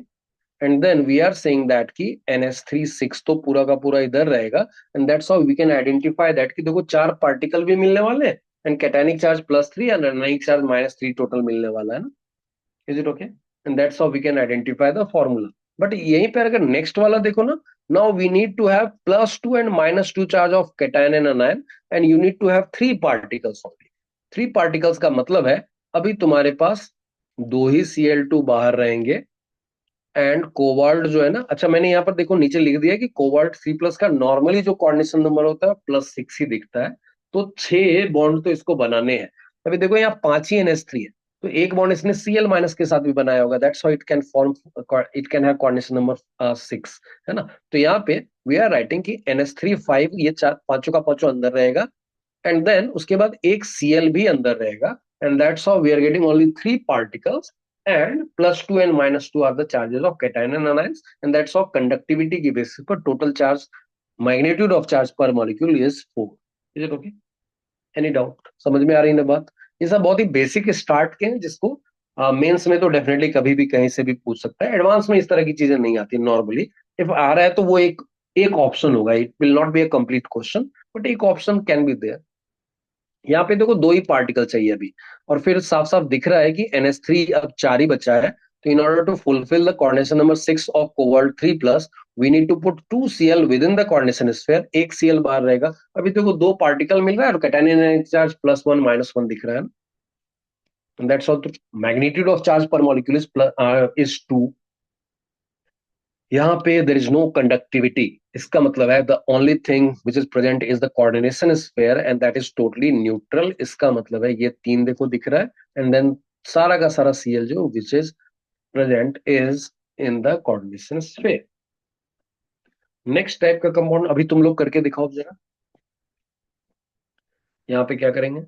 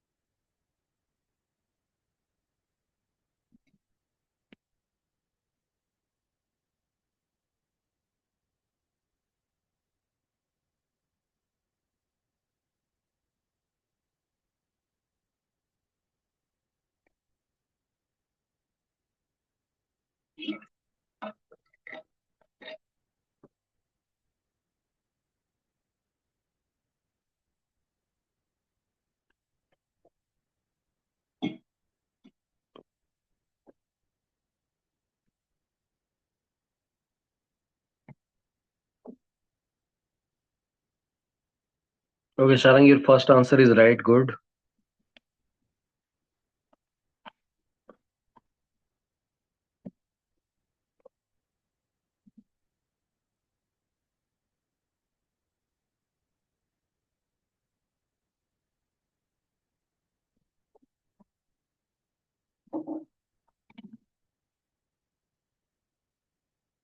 अभी if you see the next compound ना उसमें K प्लस भी दिख रहा है तो K plus is not going to be the part of the coordination sphere that we no.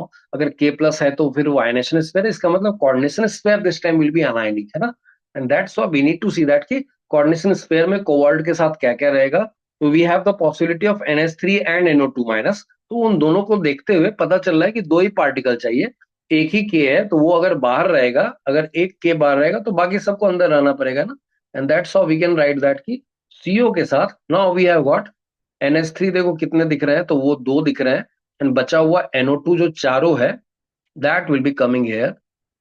And that's all. This is the formula of the final compound. Is it okay? अब ये दोनों condition satisfy कर रहा है. देखो particle भी दो ही मिलेगा, एक K प्लस और दूसरा पूरा का पूरा एनाइनिक पार्ट जो कोऑर्डिनेशन स्फीयर है. That's one part. एंड दूसरी चीज है कैटायनिक चार्ज +1 है, एनाइनिक चार्ज -1 है. तो टोटल जो दिख रहा है वो +1 एंड -1 दिख रहा है. तो उससे दो टोटल मैग्नीट्यूड ऑफ चार्ज 2 मिलेगा फॉर कंडक्टिविटी. नेक्स्ट वाले में we need 3 particles. Now if you see ना K 2 दिख रहा है तो ऑब्वियसली K2 रहेगा एंड बाकी सब चीजें अंदर जाएंगी. That's how we will be getting 3 particles. तो यहाँ पे CO के साथ देखो we have got just 1 NH3 and then we have got NO2 जो देखो कितने मिल रहा है, 5 मिल रहा है.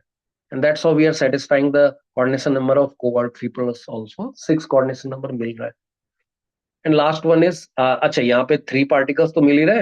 And then you can see that की +2 and -2 are the charges. Is it okay?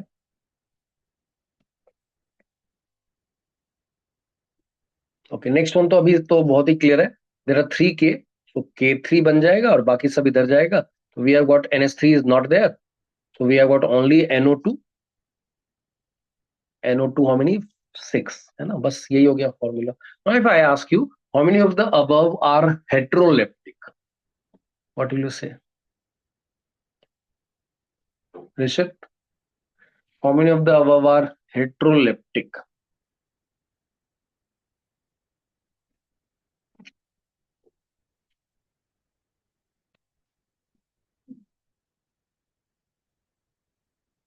Okay, Rishit is saying 1, Neil is saying 6. Heteroleptic का मतलब you should have more than one type of ligands in the coordination sphere. Okay, now Rishit is saying 2.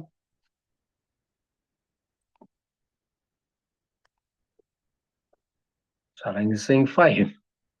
Okay. इसमें देखो ligand एक ही है, NH3 है, तो this is homoleptic. If you see this one, इसमें दो टाइप के लिगेंड्स हैं, तो this is heteroleptic. This is also having NH3 as well as Cl, so this is also heteroleptic. यहाँ पे देखो NH3 भी है, Cl भी है, तो that's why it is also heteroleptic.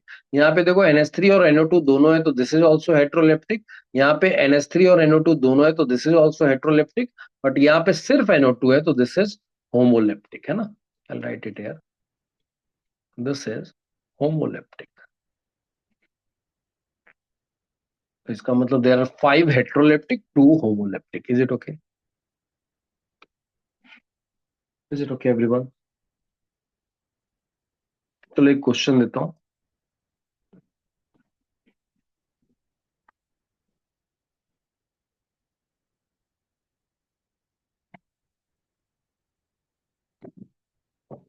Solve this one.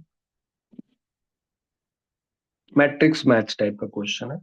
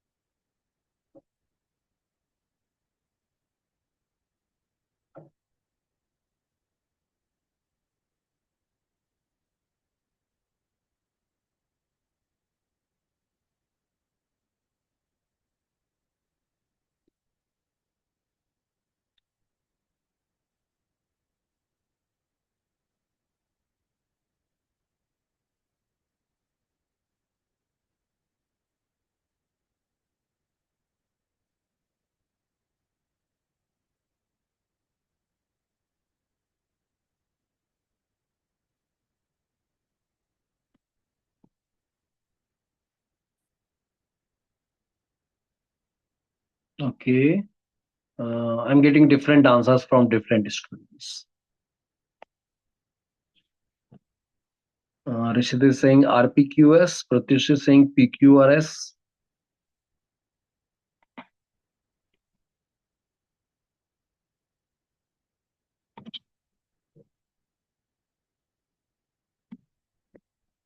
चलो देखते हैं. Enough time given. Once we are saying that कि A is K2PtCl6. Now, if I have to, they have given you molar conductance. तो यहां पर क्या करना है, यही देखना है कि कैटायनिक चार्ज और अनायनिक चार्ज का समेशन देखना है. So we are saying that कि कैटायनिक चार्ज को डायरेक्टली लिख सकते हैं, plus mod of anionic charge. ये देखो कितना आ रहा है, तो दैट इज 2 + 2 आ जाएगा ना, that is 4. If you see B वाला जो कंपाउंड है ना, उन्होंने दिया तो ऐसा है PtCl4.2NH3, but we need to know कि ये है क्या. तो बाय मेंटेनिंग कोऑर्डिनेशन नंबर 6 ना, we need to put both the NH3 and all the 4 Cl within the coordination sphere, है ना. तभी तो कोऑर्डिनेशन नंबर 6 पूरा होगा. तो यहाँ पे अगर यही वैल्यू अगर पूछा जाए ना, तो we'll say it is 0 because there is just coordination sphere and that is neutral. Then C वाले पार्ट में if I am trying to maintain that coordination number 6 ना, तो यहाँ देखो NH3 3 है, तो इसका मतलब है we need just 3 Cl to fulfill the coordination number of Pt4 plus, but 1 Cl will be coming out of it, है ना. And that's why we'll be saying that कि ये जो वैल्यू मैंने ऊपर लिखा है, that will be 1 + 1 and that is 2. And then D वाले पार्ट में again on the same basis you need to fulfill the coordination number 6 for Pt4 plus. You have got NH3 5 and just one Cl will be required, remaining 3 Cl will be coming out of it, and that's why we are saying that कि यहाँ पे जो value है ना वो 3 plus 3, that is 6, and that's why the one which is having highest value of cationic charge plus mode of anionic charge will give you the highest molar conductivity. तो highest वाला value जो है वो 404 है, and that is coming for D only. Is it okay? Lowest जो zero वाला है वो सेकंड वाले में मिल रहा है, तो वी आर सेइंग दैट कि इसका P हो जाएगा. अभी इसका क्या होगा, तो ए और सी में जो लोअर है वो सी वाला है, तो सी के लिए लोअर वाला वैल्यू लेंगे, तो विल बी सेइंग दैट कि सी का क्यू होगा, एंड ए के लिए वी हैव गॉट आर वाला वैल्यू, है ना. तो दैट्स व्हाई विल से ए का आर, बी का पी, सी का क्यू एंड डी का S. Okay, R P Q S is the right answer. Any doubt? तो ये था तुम्हारा कुछ basic part from coordination compound. अब आ जाते हैं कोऑर्डिनेशन कंपाउंड बनता कैसे है, या क्यों बनता है, या उसकी उसकी डिस्क्रिप्शन के बारे में. बहुत जो अर्ली थ्योरी थी वो वर्नर्स थ्योरी, जो सबसे पहला सेंटेंस जो टर्म लिखा है in the syllabus of J advance, that is Werner's theory only. Werner's theory की ट्रेजेडी क्या है ना, कि सबसे पहली बात ये है कि ये बहुत पहले की थ्योरी है. पहले की थ्योरी का मतलब क्या, मैं जानबूझ के स्पेसिफाई कर रहा हूँ. You should not memorise this year, but you should know that कि ये ईयर मैं जानबूझ के मेंशन कर रहा हूँ, so that you can find out the tragedy की इसमें बहुत सारी चीजें तुमको पता नहीं चलेंगी. ये कहानी है 1893 की. ये सारे कंपाउंड्स का एक्सप्लेनेशन देने के लिए this courageous scientist was trying to explain the formation of these compounds in 1893. 1893 is the year before the discovery of even electron. तो सोचो ना, ये क्या ही पता कर पाएंगे, है ना, जब पता ही नहीं कि कंपाउंड के अंदर एटम्स के अंदर इलेक्ट्रॉन्स होते हैं. जब यही नहीं पता है, तो उस समय कोई अगर इतनी भी बात बोल रहा है जो मैं आगे बोलने वाला हूँ, तो काफी है. तो उसका बहुत ही लिमिटेड एस्पेक्ट पढ़ना है, because they have mentioned it in the syllabus, इसलिए मैं लिख भी रहा हूँ. बट बाकी ये थ्योरेटिकल पॉइंट से ज्यादा कुछ नहीं बनने वाला है. इसके आगे मैं कुछ बहुत ही बेसिक टर्म्स समझ में आएंगे, बट इसका कुछ ज्यादा एप्लीकेशन नहीं मिलेगा. तो मैं कुछ चीजें बता रहा हूँ यहाँ पे. तो जैसे I'll give you the theoretical points इन्होंने क्या बताई. तो इन्होंने यहाँ पे पहली बार, this was the scientist who talked about two types of valencies. ठीक है, एक को बोला प्राइमरी या प्रिंसिपल या आयनाइजेबल वैलेंसी है, दूसरा जो है सेकेंडरी वैलेंसी या नॉन आयनाइजेबल वैलेंसी है. इसका मतलब क्या हुआ ना, जो कोऑर्डिनेशन स्फीयर के अंदर है ना, that is showing primary as well as secondary valency. मतलब वो सिर्फ ऑक्सीडेशन स्टेट में कंट्रीब्यूट नहीं करता है, वो कोऑर्डिनेशन नंबर में भी कंट्रीब्यूट करता है. ठीक है, तो उसको हम लोगों ने बोला कि उसके पास प्राइमरी और सेकेंडरी दोनों टाइप की वैलेंसी है. बट अगर मान लो कोई चीज completely outside the coordination sphere है, तो that is contributing only towards oxidation state, and that's why it is only having primary valency. जैसे I will give you some of the examples. मान लो अपने पास एक कोऑर्डिनेशन कंपाउंड जो है वो CONS3 6, और मैंने अभी के लिए there are 3 Cl which are outside the coordination sphere. अब इसके बारे में पूछेगा ना, तो NH3 is completely within the coordination sphere. तो we are saying that कि ये जो 6 NH3 के molecules है ना, they are showing only secondary valencies. लेकिन यहाँ पे जो 3 Cl minus है, they are showing only primary valencies. Okay, but मान लो अगर कंपाउंड कुछ ऐसा हो गया, NH3 5 Cl and then Cl2. अभी यहां पे 3 कैटेगरीज आ रही है.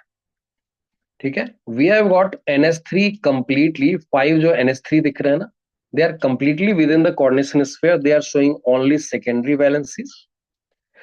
Cl अब दो तरह के हैं, एक जो कोऑर्डिनेशन स्फीयर के अंदर है, that is different from the two remaining two which are outside the coordination sphere. तो इसमें से हम लोग बोल रहे हैं जो दो Cl minus outside the coordination sphere है, they are showing only primary valency. But जो within the coordination sphere है ना, 1 Cl minus, that is showing primary as well as secondary valency. Is it okay? So why will it show both valencies? Because it is also forming a coordinate bond with this one, है ना, जिसको secondary valency बोला one. Is it okay? Yes. And it is So also contributing towards oxidation state of cobalt का 3+ कैसे आया है? 2 Cl जो बाहर है और 1 Cl जो अंदर है, all of these three are bringing -3 charge, and that's how cobalt is +3, है ना, and that's why it is contributing towards primary valency also. Is it okay? NS3 जो है वो प्राइमरी में कुछ कंट्रीब्यूशन है, उसका नेट चार्ज 0 है ना, so that's why it is not contributing towards primary, but it is definitely contributing towards secondary. Secondary has to it is towards the coordination number or coordination bond formation से related है. जो primary है that is related to the contribution towards the oxidation state. Okay. चलो, तो ये कहानी थी। तो पहली बात तो ये टाइप्स ऑफ वैलेंसीज की बात आ गई। कुछ और इंपॉर्टेंट पॉइंट मैं दे रहा हूँ अभी। Again if you see the NCERT या फिर बहुत सारे बुक ना, तो बहुत सारे पॉइंट्स लिखे हुए हैं। मैं बहुत ही बेसिक पॉइंट समझा रहा हूँ, जिसका काम ठीक है, मतलब अगर उन्होंने 4 ऑप्शन तैयार करके दिए ना, तो उसमें से कौन कौन से इंपॉर्टेंट पॉइंट हो सकते हैं, मैं सिर्फ इतना ही मेंशन कर रहा हूँ। Because like I told you, कहानी 1893 के, तब तो इलेक्ट्रॉन ही नहीं पता, तो आगे क्या बात करेगा वो आदमी, है ना। तो अब इसमें से जो प्राइमरी वैलेंसीज वाले जो अनायंस है ना, अब देखो यहाँ अनायंस है, बाद में जाकर देखेंगे there are some ligands which are cationic ligands also, will talk about that also. एक जगह मैंने दिखाया भी है, NO+ was a ligand.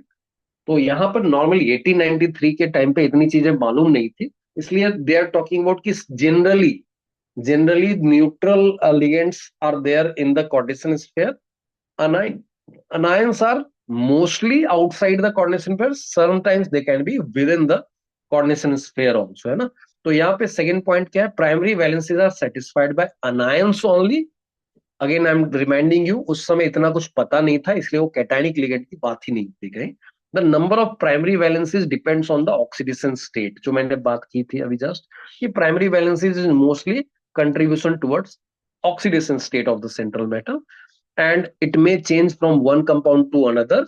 That's one part. These are represented by dotted lines between central metal atom and anion. जैसे मैं दिखाता हूं तुमको एग्जांपल, या फिर एक काम करता हूं, मैं नेक्स्ट पॉइंट भी दे देता हूं और उसके बाद फिर मैं दोनों पॉइंट का एक एग्जांपल दे देता हूं। बिकॉज प्राइमरी वैलेंसी जो अगर आयनिक बॉन्ड है, तो आयनिक बॉन्ड का कोई डायरेक्शन नहीं होता, एंड दैट्स व्हाई उसके लिए कोई लाइन वगैरह नहीं दिखाते। तो even if you want to show it ना, तो we show it by dots, ठीक है। तो जैसे मान लो CONS3 6Cl3 है, if this is the compound, इसमें से लाइक आई टोल्ड यू, ये तीनों Cl बाहर है, तो Cl के साथ इनका मैंने सिर्फ डॉट दिखाया, विच डजंट हैव एनी डायरेक्शन। ये रैंडमली प्लेस्ड है, ये कोई स्पेसिफिक पोजिशन नहीं है। But if you see NS3, they are all forming coordinate bond. Coordinate bond is directional bond because it is also covalent bond, and that's why उनको हम लोग arrow के साथ दिखा रहे हैं ना। All of these are coordinate bonds and they are having a direction. So like cobalt 3+ के around ये जो 6 NS3 है ना, they are having octahedral arrangement, है ना। 6 NS3 are in octahedral arrangement around CO3+. Okay, तो ये डायरेक्शनल है, and that's why we are saying that कि इसको एक डायरेक्शन देके ही बताना पड़ेगा। तो we are going to talk about octahedral complexes, we are going to talk about square planar complex, we are going to talk about tetrahedral complexes. वो सब सेकेंडरी वैलेंसी से आ रहे हैं। Those are the ligands which are forming a coordinate bond with the central metal. Okay, तो this is another part about just the representation of these type of valencies, ठीक है। Now next one is ये जो coordination number की बात होती है, ये क्या बताता है? So each metal has a fixed number of secondary valency. Fixed का मतलब है जनरली फिक्स्ड होता है। Sometimes I give you a table जहां पे अलग अलग टाइप के कोऑर्डिनेशन नंबर की बात मैं करूंगा, जो इंपॉर्टेंट वाले हैं वो एग्जांपल भी दूंगा। तो normally again with limited set of data और लिमिटेड सेट ऑफ कंपाउंड्स का ऑब्जर्वेशन, ही न्यू दैट कि ठीक है, जैसे कोबाल्ट 3+ है, तो generally it will have coordination number 6, जिसको उन्होंने सेकेंडरी वैलेंसीज बोला है। The coordination number depends mainly on coordination number depends mainly on the size and the charge. Like I told you, Fajans law के हिसाब से, extent of polarisation के हिसाब से भी ये समझ में आता है कि एक सेंट्रल मेटल के अराउंड कितने लिगेंड्स आ सकते हैं। तो इसी चीज को यहाँ पे बताया कि चार्ज एंड साइज पर डिपेंड करता है।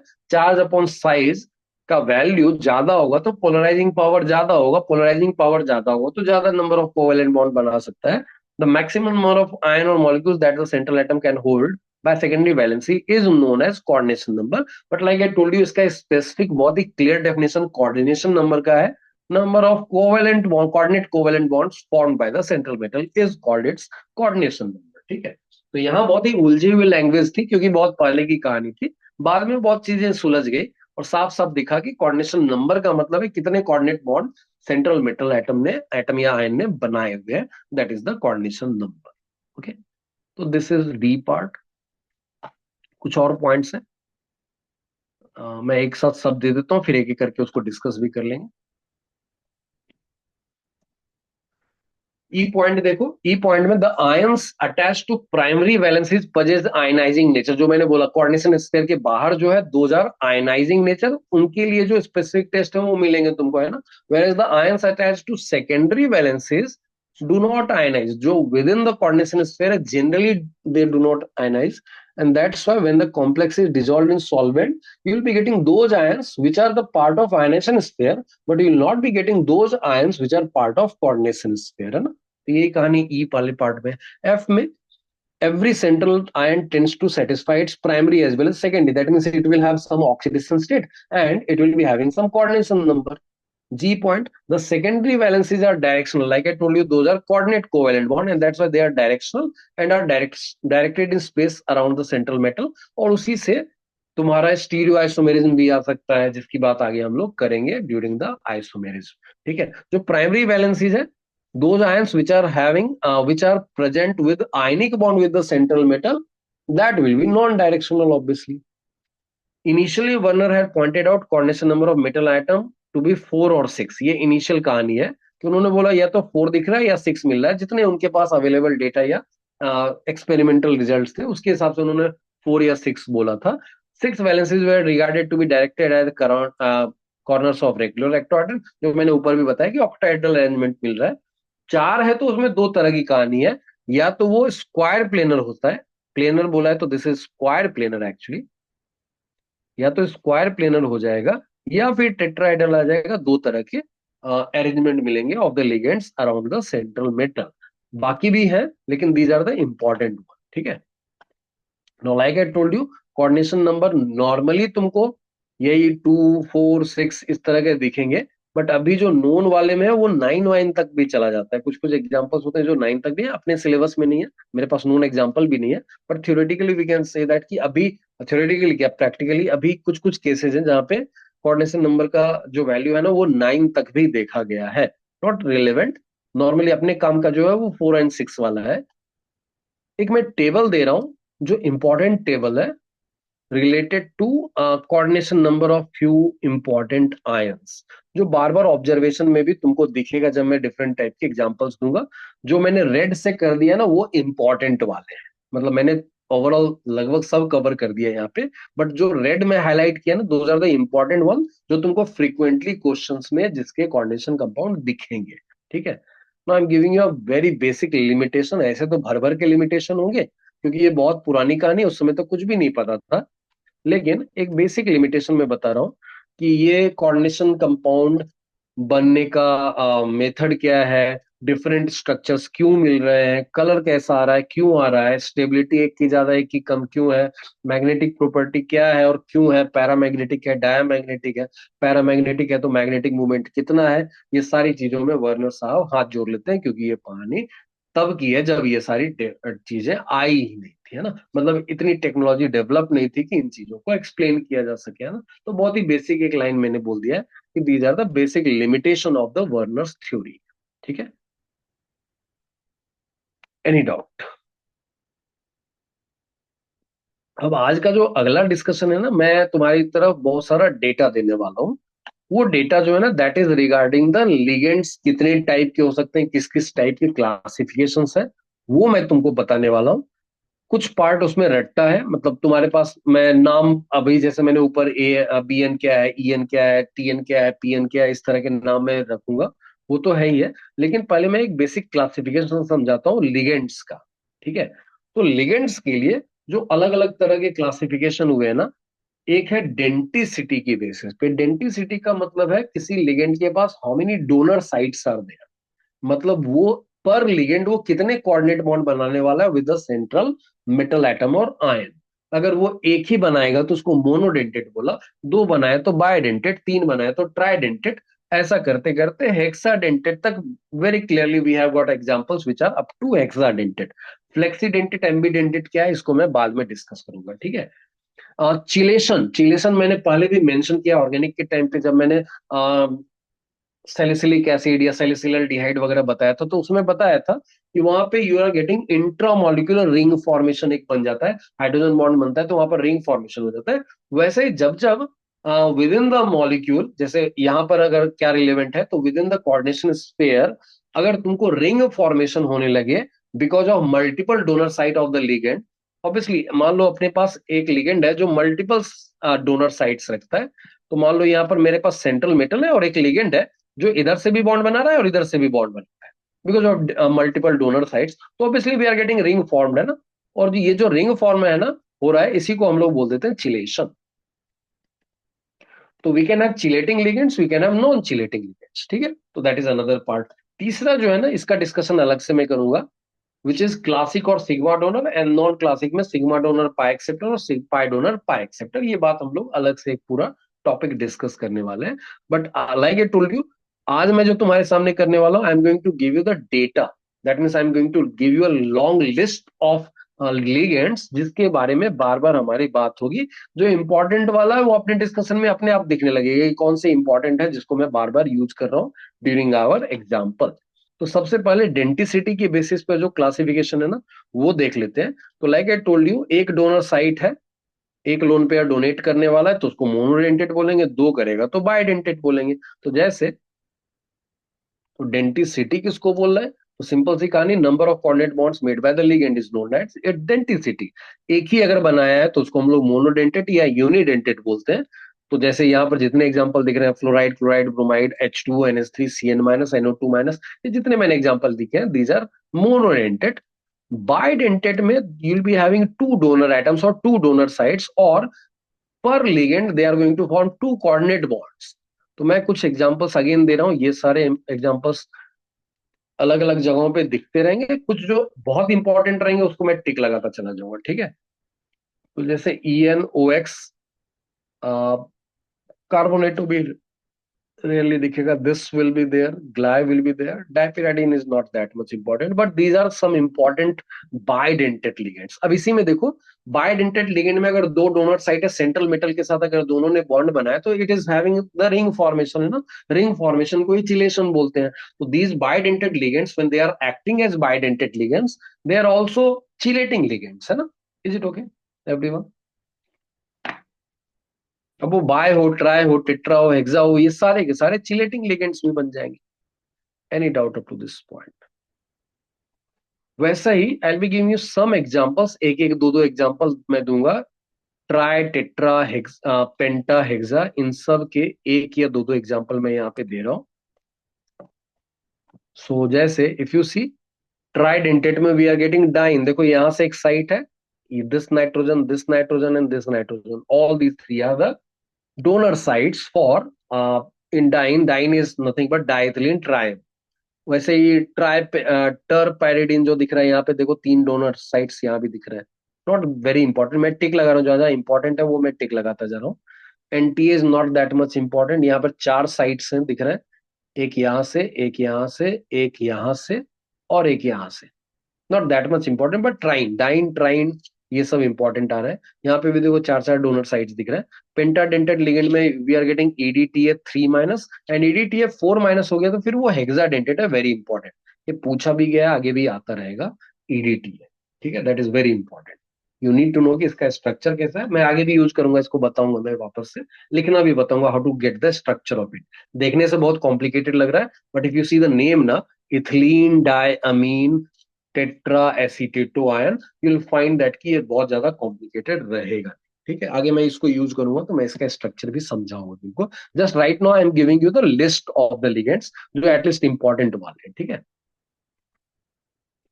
अब ये जो लिगेंड्स है ना, इसमें से sometimes you can have some ligands which can have multiple donor sites, but at a time they are going to donate from one of those sites.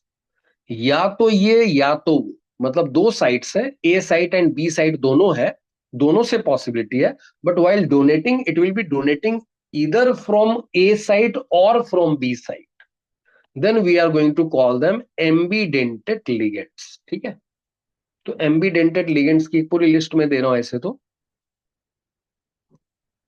with the names also। तो जैसे cyano है, तो अगर carbon is the donor site, अगर ये donor site है तो उसको साइनो बोलेंगे। अगर नाइट्रोजन डोनर साइट हो गया तो फिर उसको आइसोसाइनो बोलते हैं ना, जैसे Cn माइनस को साइनाइड बोलते हैं, Nc माइनस को हम लोग आइसोसाइनाइड बोल देते हैं। तो वैसा यहाँ भी नोमेनक्लेचर में साइनो आइसोसाइनो है। वैसा ही O is the donor site, तो इसको हम लोग नाइट्रीटो या फिर O नाइट्रो बोल रहे हैं। अगर ये nitrogen is the donor site, then we are going to call it nitro और N नाइट्रो। वैसा ही यहाँ पर O की जगह S आ गया तो थायो वर्ड यूज होता है। If sulphur is the donor site, we are going to call it thionitrito और S थायोनाइट्रिटो। अगर nitrogen is the donor site, then we are going to call it thionitro और N थायोनाइट्रो। वैसे ही ये सारे examples है, मैं टिक लगा देता हूँ इंपॉर्टेंट वाले अगेन। ये दोनों तो इंपॉर्टेंट है। थायो वाला इज नॉट दैट मच, आइसोसाइनेटो कर सकते हो, ठीक है, दिस मच थायोसल्फेट भी रख लो एक।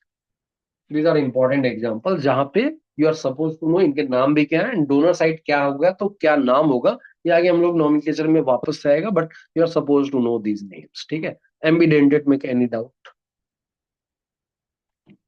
एक लास्ट नाम जो मैंने मेंशन किया था दैट वाज फ्लेक्सीडेंटेट। फ्लेक्सीडेंटेट, फ्लेक्सी का मतलब ही समझ में आ रहा है कि डेंटिसिटी में फ्लेक्सिबिलिटी है, या तो मोनोडेंटिसिटी शो कर दे या फिर बायडेंटिसिटी शो कर दे। जिसके पास ये ऑप्शन रहेगा उनको हम लोग फ्लेक्सीडेंटेट बोल देंगे। ठीक है, तो या तो दो टाइप की डेंटिसिटी शो करने का ऑप्शन जिनके पास अवेलेबल रहेगा उन सबको हम लोग फ्लेक्सीडेंटेट बोल सकते हैं। लेकिन फ्लेक्सीडेंटेट का मतलब ये नहीं कि हर जगह हर तरह की डेंटिसिटी शो करेगा। Normally if you are getting formation of 3 membered और 4 मेंबर्ड रिंग विद बायडेंटिसिटी, तो फिर वो प्रेफर्ड डेंटिसिटी नहीं होती, वहां पर वो मोनोडेंटिट की तरह ही काम करेंगे। ठीक है, जैसे मैं कुछ एग्जांपल दे रहा हूं, कुछ एग्जांपल है जिनमें पॉसिबिलिटी है बायडेंटिसिटी की, but with that bidenticity they will be leading to formation of 3 membered ring. 3 membered ring is not a stable ring and that's why इनके लिए जो प्रेफर्ड डेंटिसिटी है ना वो मोनोडेंटिसिटी है। Is it okay? तो इनके लिए वैसे तो दो डोनर साइट है, वो बायडेंटेट भी बन सकता है, बट बायडेंटेट बनने के चक्कर में it will be forming a 3 membered ring and that is not a stable ring and that's why we are saying that कि इनके लिए जो प्रेफर्ड प्रैक्टिकली जो इनकी डेंटिसिटी है वो मोनोडेंटेट होगी। Similarly you will be finding even if some of the ligands are forming 4 membered ring ना, वहां पे भी preferred is monodentate only, monodenticity only, but in some special cases will I will show you that in some special cases they can be bidentate also. वो example से पता चलेगा। जैसे मैं एक एग्जाम्पल दे रहा हूं तुमको,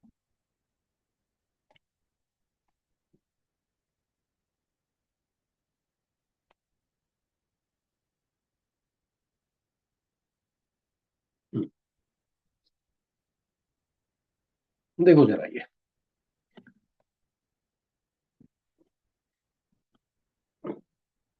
तो यहां मैंने सल्फेटो यूज भी किया है, दिस इज कार्बोनेटो, दिस इज, अगर H रहता तो फॉर्मेटो हो जाता, या CS3 रहेगा तो एसीटेटो हो जाएगा। जैसे R की जगह अगर CS3 हो गया तो इसको हम लोग एसीटेटो बोल देते हैं। तो अभी के लिए इतना करते हैं, दिस इज H2O3 2 माइनस दिख रहा है, दिस इज थायोसल्फेटो ना, दिस इज थायोसल्फेटो। तो यहां मैं अभी सल्फेट की बात कर रहा हूं, दैट मीन सल्फेटो इसी को बोल देते हैं। सल्फेटो की डेंटिसिटी मैंने दो कंपाउंड दिए हैं, जरा ध्यान से देखो। Coordination number of cobalt 3+ is generally 6 only. 6 maintain करने के लिए अगर 5 NH3 है तो फिर सल्फेट की डेंटिसिटी कितनी दिख रही है? 1 ही आएगी ना पहले वाले में।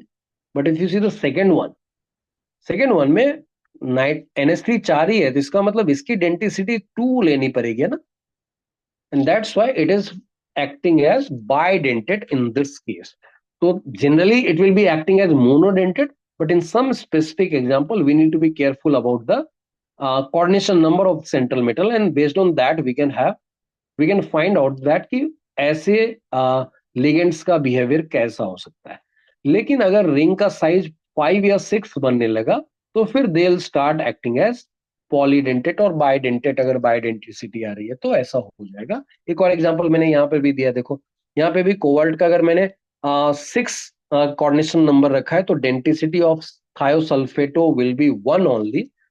यहाँ पे क्योंकि 4 ही NH3 है इसलिए थायोसल्फेटो की डेंटिसिटी 2 आ रही है. अब अगर मैं पूछूं थायोसल्फेटो का behaviour in first compound will be ambidentate और नॉन एम्बीडेंटेट, क्या होगा बताओ.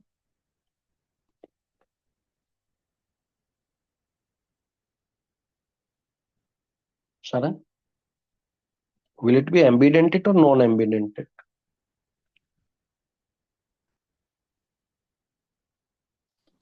पहले वाले में. सर पहले वाले में एम्बिडेंटेट हो सकता है और सेकंड वाले में?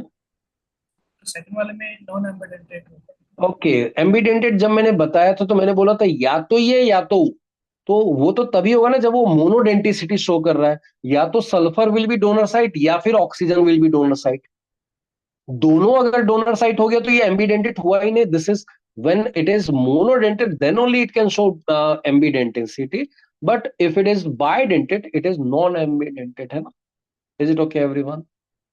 ये सब बहुत ही स्पेसिफिक चीजें हैं जो बहुत ही डिटेल में जाके जब पढ़ते हो ना तो समझ में आता है, and then good questions can come from there.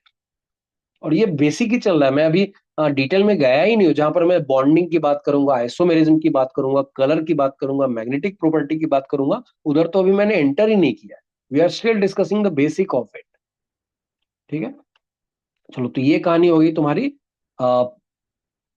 Monodentate, bidentate, tridentate, ये सब की बात होगी. अब इसमें से एक और मैं तुमको इंफॉर्मेशन दे रहा हूं. Again it is about giving you the complete list of all the monodentate ligands. मैंने कुछ लिस्ट ऊपर दी थी बट अभी मैं दे रहा हूं पूरी की पूरी लिस्ट, ताकि तुम्हारे पास कुछ भी नाम आए तो you are knowing already those ligands. ये जो लिस्ट है ना मैंने जो दे रहा ये चार्ज वाइज मैं बता रहा हूँ. Positive ligands, negative ligand and neutral ligands. तो पॉजिटिव तो बहुत कम मिलेंगे, जैसे मैंने यहाँ देखो 2 ही नाम दिए, NO plus and hydrazinium ion. और यहाँ मैंने क्वेश्चन भी पूछा है, इज अमोनियम आयन है लिगेंड? अमोनियम आयन लिगेंड होगा क्या? Can it act as ligand? नहीं ना, मैंने आज ही डिस्कस किया था. NH3 के पास एक लोन पेयर था, that's why it can act as ligand. The moment I am giving it NH plus, it is forming NH4 plus. There is no lone pair over nitrogen, है ना? So this is not a ligand. Okay? So यहाँ पर देखो मैंने 2 example दिए, NO plus and NH2 NH3 plus, या इसी को हम लोग N2H5 plus भी लिखते हैं. तो this is called hydrazinium ion, this is called nitrosonium ion. इसके अलावा मैंने 2 लिस्ट दिया है. एक जो लेफ्ट साइड में दिख रहा है वो न्यूट्रल मोनोडेंटेट लिगेंड्स के, जो इंपॉर्टेंट वाले मैं टिक लगा देता हूँ. दिस वन, इसकी चर्चा करेंगे आगे. दिस वन, जो जो इंपॉर्टेंट लिख रहा है लग रहा है मैं वही लिख रहा हूँ सिर्फ.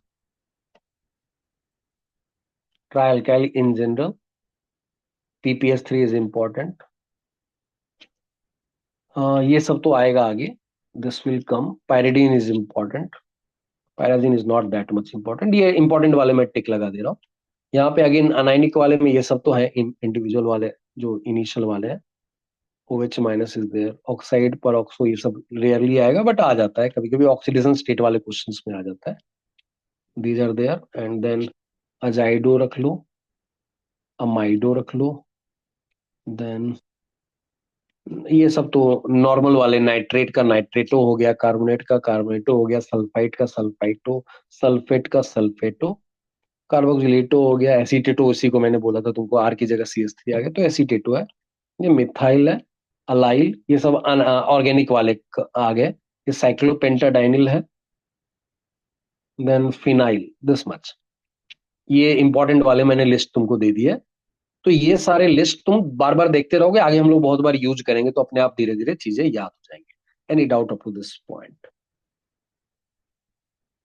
एक लास्ट जो टॉपिक मैं डिस्कस करने वाला हूँ वो है चिलेटिंग लिगेंड वाला, जो मैंने बताया था कि डेंटिसिटी के बेसिस पर तो एक क्लासिफिकेशन मैंने बता ही दिया, but chelating and non chelating ligand मैंने बेसिक तो समझा ही दिया, और उससे रिलेटेड क्या क्या स्पेसिफिक पॉइंट हो सकते हैं वो सब बात कर रहे हैं। तो मान लो एक लिगेंड अगर पॉलीडेंटिसिटी शो करता है, बाय ट्राई टेट्रा ऐसा कुछ भी शो करेगा, it will lead to formation of an intramolecular ring formation in the complex और within the coordination sphere. जैसे यहाँ पर नाइट्रोजन, ये भी डोनर साइट है, ये भी डोनर साइट है, ये जैसे दोनों ने बॉन्ड बनाया, देखो यहाँ एक रिंग बन गया ना, we have got a ring formation, वैसा ही यहाँ पर we have got a ring formation. यही जो प्रोसेस है इसको हम लोग चिलेटिंग, ऐसे लिगेंड्स को हम लोग चिलेटिंग लिगेंड्स बोल देते हैं, ऐसे कंपाउंड्स को हम लोग चिलेट्स बोलते हैं। इसकी वजह से स्टेबिलिटी जो मिलती है ना नॉर्मली, एक एक्सेप्शन में दूंगा, other than that generally we say that ki it is leading to greater stability of the complex or coordination compound, and that is called chelating effect। ठीक है, इस प्रोसेस को चिलेशन बोल रहे हैं, ऐसे लिगेंड्स को चिलेटिंग लिगेंड्स बोलते हैं, और इस इफेक्ट को because of chelation increase stability जो मिलता है उसको हम लोग चिलेशन या चिलेशन इफेक्ट बोलते हैं, या चिलेट इफेक्ट बोल देते हैं। ठीक है, तो I give you all the points related to this chelation वाला पार्ट। और like I told you, there is one exception where even if chelating ligand is forming less stable complex, उसका भी है, मैंने एग्जांपल रखा है, मैं दे दूंगा तुमको। तो एक एक करके सारे पॉइंट्स देख लो। Like I told you, if I am having denticity more than one और पॉलीडेंटेड, अब ये पॉलीडेंटेड जब पॉलीडेंटिसिटी शो करेंगे तो definitely they are going to form a ring, है ना। तो चिलेट का मतलब है जहां within the coordination sphere you are getting one और more rings form due to chelation, तो इसी पार्ट को हम लोग चिलेट बोल देते हैं। चिलेशन इसी प्रोसेस का नाम है। चिलेट कॉम्प्लेक्सेस का मतलब है वही चिलेट जिसको बोला उसी को चिलेट कॉम्प्लेक्सेस बोला। Generally they are more stable than ordinary complexes in which ligands are monodentate with similar donor site, मतलब दोनों में नाइट्रोजन ही डोनेट कर रहा है। एक जगह मैंने CH3NH2 के चार ले लिए, और एक जगह मैंने ऊपर जो कॉम्प्लेक्स दिख रहा है यहाँ पर ये वाला ले लिया, तो this will be normally more stable then the CH3NH2 के चार लिगेंड्स लेने के बाद। ठीक है, तो ये जो इंक्रीज स्टेबिलिटी है इसी को हम लोग चिलेशन इफेक्ट बोल रहे हैं। That's another part. Generally the chelate complexes with 5 और 6 member rings are more stable. मैंने पहले भी बोला है कि 3 या 4 में एंगल स्ट्रेन ज्यादा है, and that's why they are not stable rings, and that's why stable ring वहां पे मिलता है जहां 5 या 6 मेंबर रिंग बोल रहा हो। Out of these 5 member rings are very stable when they involve saturated rings। ठीक है, 6 membered rings acquire maximum stability when they involve unsaturated ligands containing conjugate double bonds, क्योंकि वहां एरोमेटिसिटी वगैरह या कंजुगेशन की पॉसिबिलिटी बन जाती है। यहाँ पर मैंने सिर्फ रेजोनेंस इफेक्ट की बात बोली है, but normally you will find that कि कभी रेजोनेंस मिलेगा, कभी कभी तो एरोमेटिसिटी तक जा सकती है बात, but even if it is getting resonance it is leading to greater stability of the ring, and that's why we are saying that कि 5 में जनरली सैचुरेटेड लिगेंड्स रहे तो ज्यादा स्टेबल रिंग बनाता है, 6 में अनसैचुरेटेड होता है तो that is creating a possibility of resonance, and because of that it is getting more stability. Any doubt up to this point?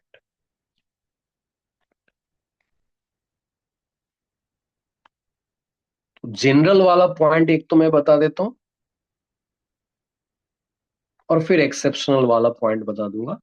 तो generally like I told you कि chelating ligands are going to form more stable complex. एक पूरा section करेंगे where will be talking about the factors affecting the stability of complexes और coordination compound. तो this is going to be one of those factors. यहाँ पर ईएन लिया है 3, और यहाँ पे ईएन का मतलब याद करो, मैंने बताया था CH इथिलीन डायमाइन था, ईएन was nothing but CH2 NH2।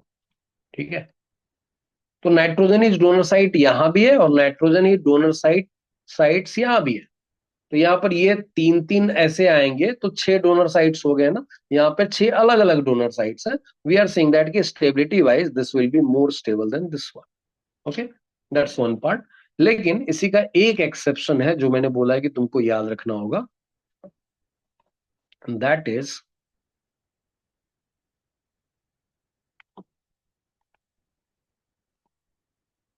This one. ठीक है, यहाँ पे भी देखो ऑक्सिलेटो का मतलब होता है 10 O-, and then we have got oxalate की बात कर रहे हैं हम लोग, this one and this one. तो यहाँ भी अगर ये दोनों डोनर साइड्स बनते हैं ना, तो ये भी it will lead to formation of a ring. ठीक है, 5 मेंबर्ड रिंग ही बनेगा। But again we are saying that कि in this case we are getting exceptional order, Cn minus is going to form more stable complex. Cn minus क्यों ज्यादा stable बनाता है इसकी भी बात करेंगे when we will be discussing the nature of Cn minus as a ligand. It is considered to be the second strongest ligand. ठीक है, उसकी बात हम लोग आगे करेंगे। Any doubt up to this point? एक इंपॉर्टेंट लिगेंड है जिससे रिलेटेड जेई ने भी एक बार क्वेश्चन पूछा था, वो भी मैं बता देता हूँ। If I am having DMG is a ligand, such a ligand, जिसके बारे में जेई एडवांस ने एक बार क्वेश्चन पूछ दिया था डायरेक्टली उससे रिलेटेड। और हर बार हम लोग पढ़ाते हैं, एक बार आ गया तो तब तो डेफिनेटली पढ़ा रहे होते हैं, क्योंकि इससे रिलेटेड एक टेस्ट है Na2+ और Fe2+ आयंस का। वो टेस्ट क्या, मैं दिखा देता हूँ तुमको। If you are treating Na2+ और Fe2+ विद DMG ना, हो सकता है लैब में तुमको करवाया भी हो। इनफैक्ट एक बार ऐसा हुआ कि मैंने आज के दिन पढ़ाया और अगले दिन बच्चे ने फोटो भेजा कि सर मैं am doing this test in lab. तो मैं दिखाता हूँ जैसे उसका इमेज कैसा दिखेगा, किस तरह का कलर दिखता है ऐसे कॉम्प्लेक्स का। I show you the colour of that complex. I think I must be having the colour. एक तो बच्चे ने क्लिक करके भेज दिया था मेरे को, देखो सर आपने जो पढ़ाया था ना कल, आज मैंने लैब में किया, आई am getting the similar colour. जो ये रोजी रेड कलर या ब्लड रेड कलर जैसा दिख रहा है ना, इसका आई am having a picture, let me show you. ये इस तरह का एक तुमको मिलेगा। अब ये मैं just I will show you the question जो जेई ने दिया था, but I will not give you the complete solution क्योंकि उसके लिए बाकी सेक्शंस पढ़ने पड़ेंगे। This was the question, JEE 2004 में पूछा गया था ये क्वेश्चन। इसका कंप्लीट सॉल्यूशन तो अभी नहीं कर पाएंगे क्योंकि इसमें बाकी क्वेश्चंस भी थे, और ये उस समय सब्जेक्टिव क्वेश्चन होता था। आईआईटी का मतलब, आईआईटी का पेपर का मतलब सब्जेक्टिव पेपर होता था जिसमें सॉल्यूशंस बनाने पड़ते थे। तो ये देखो उन्होंने रोजी रेड सब्सटेंस का स्ट्रक्चर पूछा पूछा ऑक्सीडेशन स्टेट ऑफ निकल पूछा, उसका हाइब्रिडाइजेशन पूछा था, और फिर सब्सटेंस का नेचर पैरा या डाया पूछा था। ये बाकी चीजें जो है ना वो हम लोग बाद में करने वाले हैं। ठीक है, oxidation state obviously it is +2, ये तो मैंने बता ही दिया। स्ट्रक्चर भी मैंने यहाँ पे बता दिया तुमको। बट इसके अलावा जो बाकी चीजें होती है ना वो हम लोग बाद में पढ़ेंगे। इंपॉर्टेंट कंपाउंड की भी बात करेंगे, वहां पे भी पढ़ेंगे। और फिर ये नेचर जितनी चीजें पूछ रहा है, पैरामैग्नेटिक डायमैग्नेटिक क्या होगा, हाइब्रिडाइजेशन क्या होगा, ये सब आगे हम लोग पढ़ने वाले हैं। ठीक है, तो ये मैं just I wanted to show you कि चिलेटिंग लिगेंड्स में इंपॉर्टेंट लिगेंड्स से रिलेटेड जेई ने क्वेश्चन पूछे हुए, पास्ट में भी और फ्यूचर में भी ऐसे क्वेश्चंस आते रहेंगे। ठीक है, तो अब यहाँ जैसे एक इंपॉर्टेंट पॉइंट क्या दिख रहा है, देखो दो यहाँ पे 5 मेंबर रिंग बन रहे हैं ना, ये 5 मेंबर रिंग है, ये 5 मेंबर रिंग है। If you see this one, this is 6 membered and 6 membered, and that is involving hydrogen bond, है ना। यहाँ पे भी हाइड्रोजन बॉन्ड है, यहाँ पे भी हाइड्रोजन बॉन्ड है। So that's why if they are asking you the number of rings, we'll say there are 4 rings formed, 2 are 5 membered, 2 are 6 membered rings, है ना। तो इस तरह के डिटेल में भी जा सकता है वो any time. Is it okay up to this point? तो just I wanted to show you कि इस तरह के क्वेश्चंस जेई ने पूछे हुए चिलेटिंग लिगेंड से रिलेटेड भी, बाद में भी हम लोग इसको पढ़ रहे होंगे। तो ये जो रिजल्ट है, मैं जस्ट एक रिजल्ट दे देता हूँ।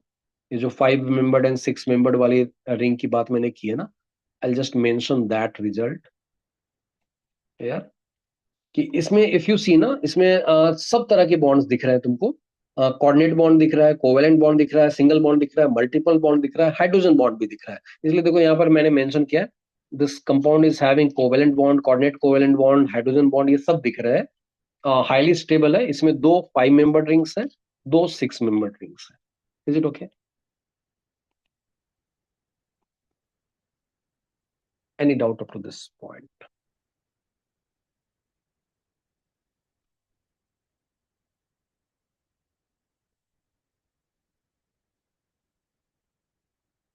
चलो ठीक है, फिर इसके आगे की कहानी ना, इसमें थोड़ा डिस्कशन और रहेगा, बट इसके आगे की कहानी हम लोग नेक्स्ट क्लास में डिस्कस करेंगे। I be giving some questions also next day. जो मेन पार्ट है ना, वो जो मैंने बोला वो थोड़ा टाइम लगेगा, इसलिए मैं आज स्टार्ट करके भी कंप्लीट नहीं कर पाऊंगा। एंड दैट वाज जो classic and non classic ligands मैंने बोला था ना। क्लासिक लिगेंड का मतलब है सिग्मा डोनर, मतलब जब वो डोनेट करेगा तो it will be forming sigma type of coordinate bond only. But we can have non classic donor जिनको पाई एसिड लिगेंड भी बोलते हैं, they can donate sigma or pi, but simultaneously they'll be accepting a pi bond also. ठीक है, तो वो कहानी मैं पूरी बताऊंगा तुमको नेक्स्ट डे. तो next day will start with the classification of ligands on the basis of donor and acceptor property of the ligands. ये मैं यहाँ मेंशन कर देता हूँ so that we can directly come to this section. It will be covered in next lecture. Next lecture हम लोग यहीं से स्टार्ट करेंगे. ठीक है, तो वन डे के लिए दिस वाज सफिशिएंट है ना. एंड ये जो अगला पार्ट है ना, this is too much technical, तो it will take some time. वो अभी मैं स्टार्ट भी करूंगा तो पता चलेगा आधे में रह गया, बात आधी समझ में ही नहीं आई. ठीक है, तो इसको हम लोग नेक्स्ट डे डिस्कस करने वाले. ठीक है, चलो आज यहीं पे एंड करते हैं. इसको रिवाइज करते जाना. इनऑर्गेनिक केमिस्ट्री में you can not leave it for 2 days. मतलब आज पढ़ा है या तो अभी क्लास के बाद बैठ के पढ़ लोगे, या फिर मैक्सिमम 24 hours, उससे ज्यादा नहीं करते हैं रिविजन के लिए. ठीक है, आफ्टर 1 or 2 lectures ना I will start giving you the questions from the booklet also. ठीक है, तो इनऑर्गेनिक याद करने का बेस्ट तरीका यही है कि जैसे क्लास खत्म हो with in 24 hour, best possible option होता है कि just after the class you just revise the complete notes. First thing. Second thing is whenever possible you are getting the questions, solve the questions. ठीक है, तो within 24 to 48 hours अगर तुमने cover किया तो these are going to give you the guarantee of the marks. क्योंकि चीजें या तो आती है तो नहीं आती. इनऑर्गेनिक ऐसा ही होता है. and that's why I'm saying you कि इनऑर्गेनिक का रिवीजन बहुत ही फ्रिक्वेंटली होना चाहिए, मोर देन फिजिकल केमिस्ट्री और मैथ और फिजिक्स. ठीक है, so that you can get some direct marks. और अभी तो रियलाइज हो गया होगा मैथ बहुत ज्यादा पढ़ के भी that doesn't give you the guarantee of the marks, है ना. Even that is valid for a part of physics and a part of physical chemistry also. But inorganic में it is information based, either you know it or you don't know it, है ना. तो इसमें अगर ज्यादा frequent revision रखोगे तो marks की गारंटी लगभग मिल जाती है तुमको बहुत सारे इंपॉर्टेंट सेक्शंस में. ठीक है, आई एम नॉट सेइंग कि 100% एकदम कमांड आ ही जाएगा, but still if you are frequently revising this things ना, it will be more probable to get the marks की गारंटी. ओके, चलो ठीक है, फिर क्लोज करते हैं ना. Okay, bye everyone.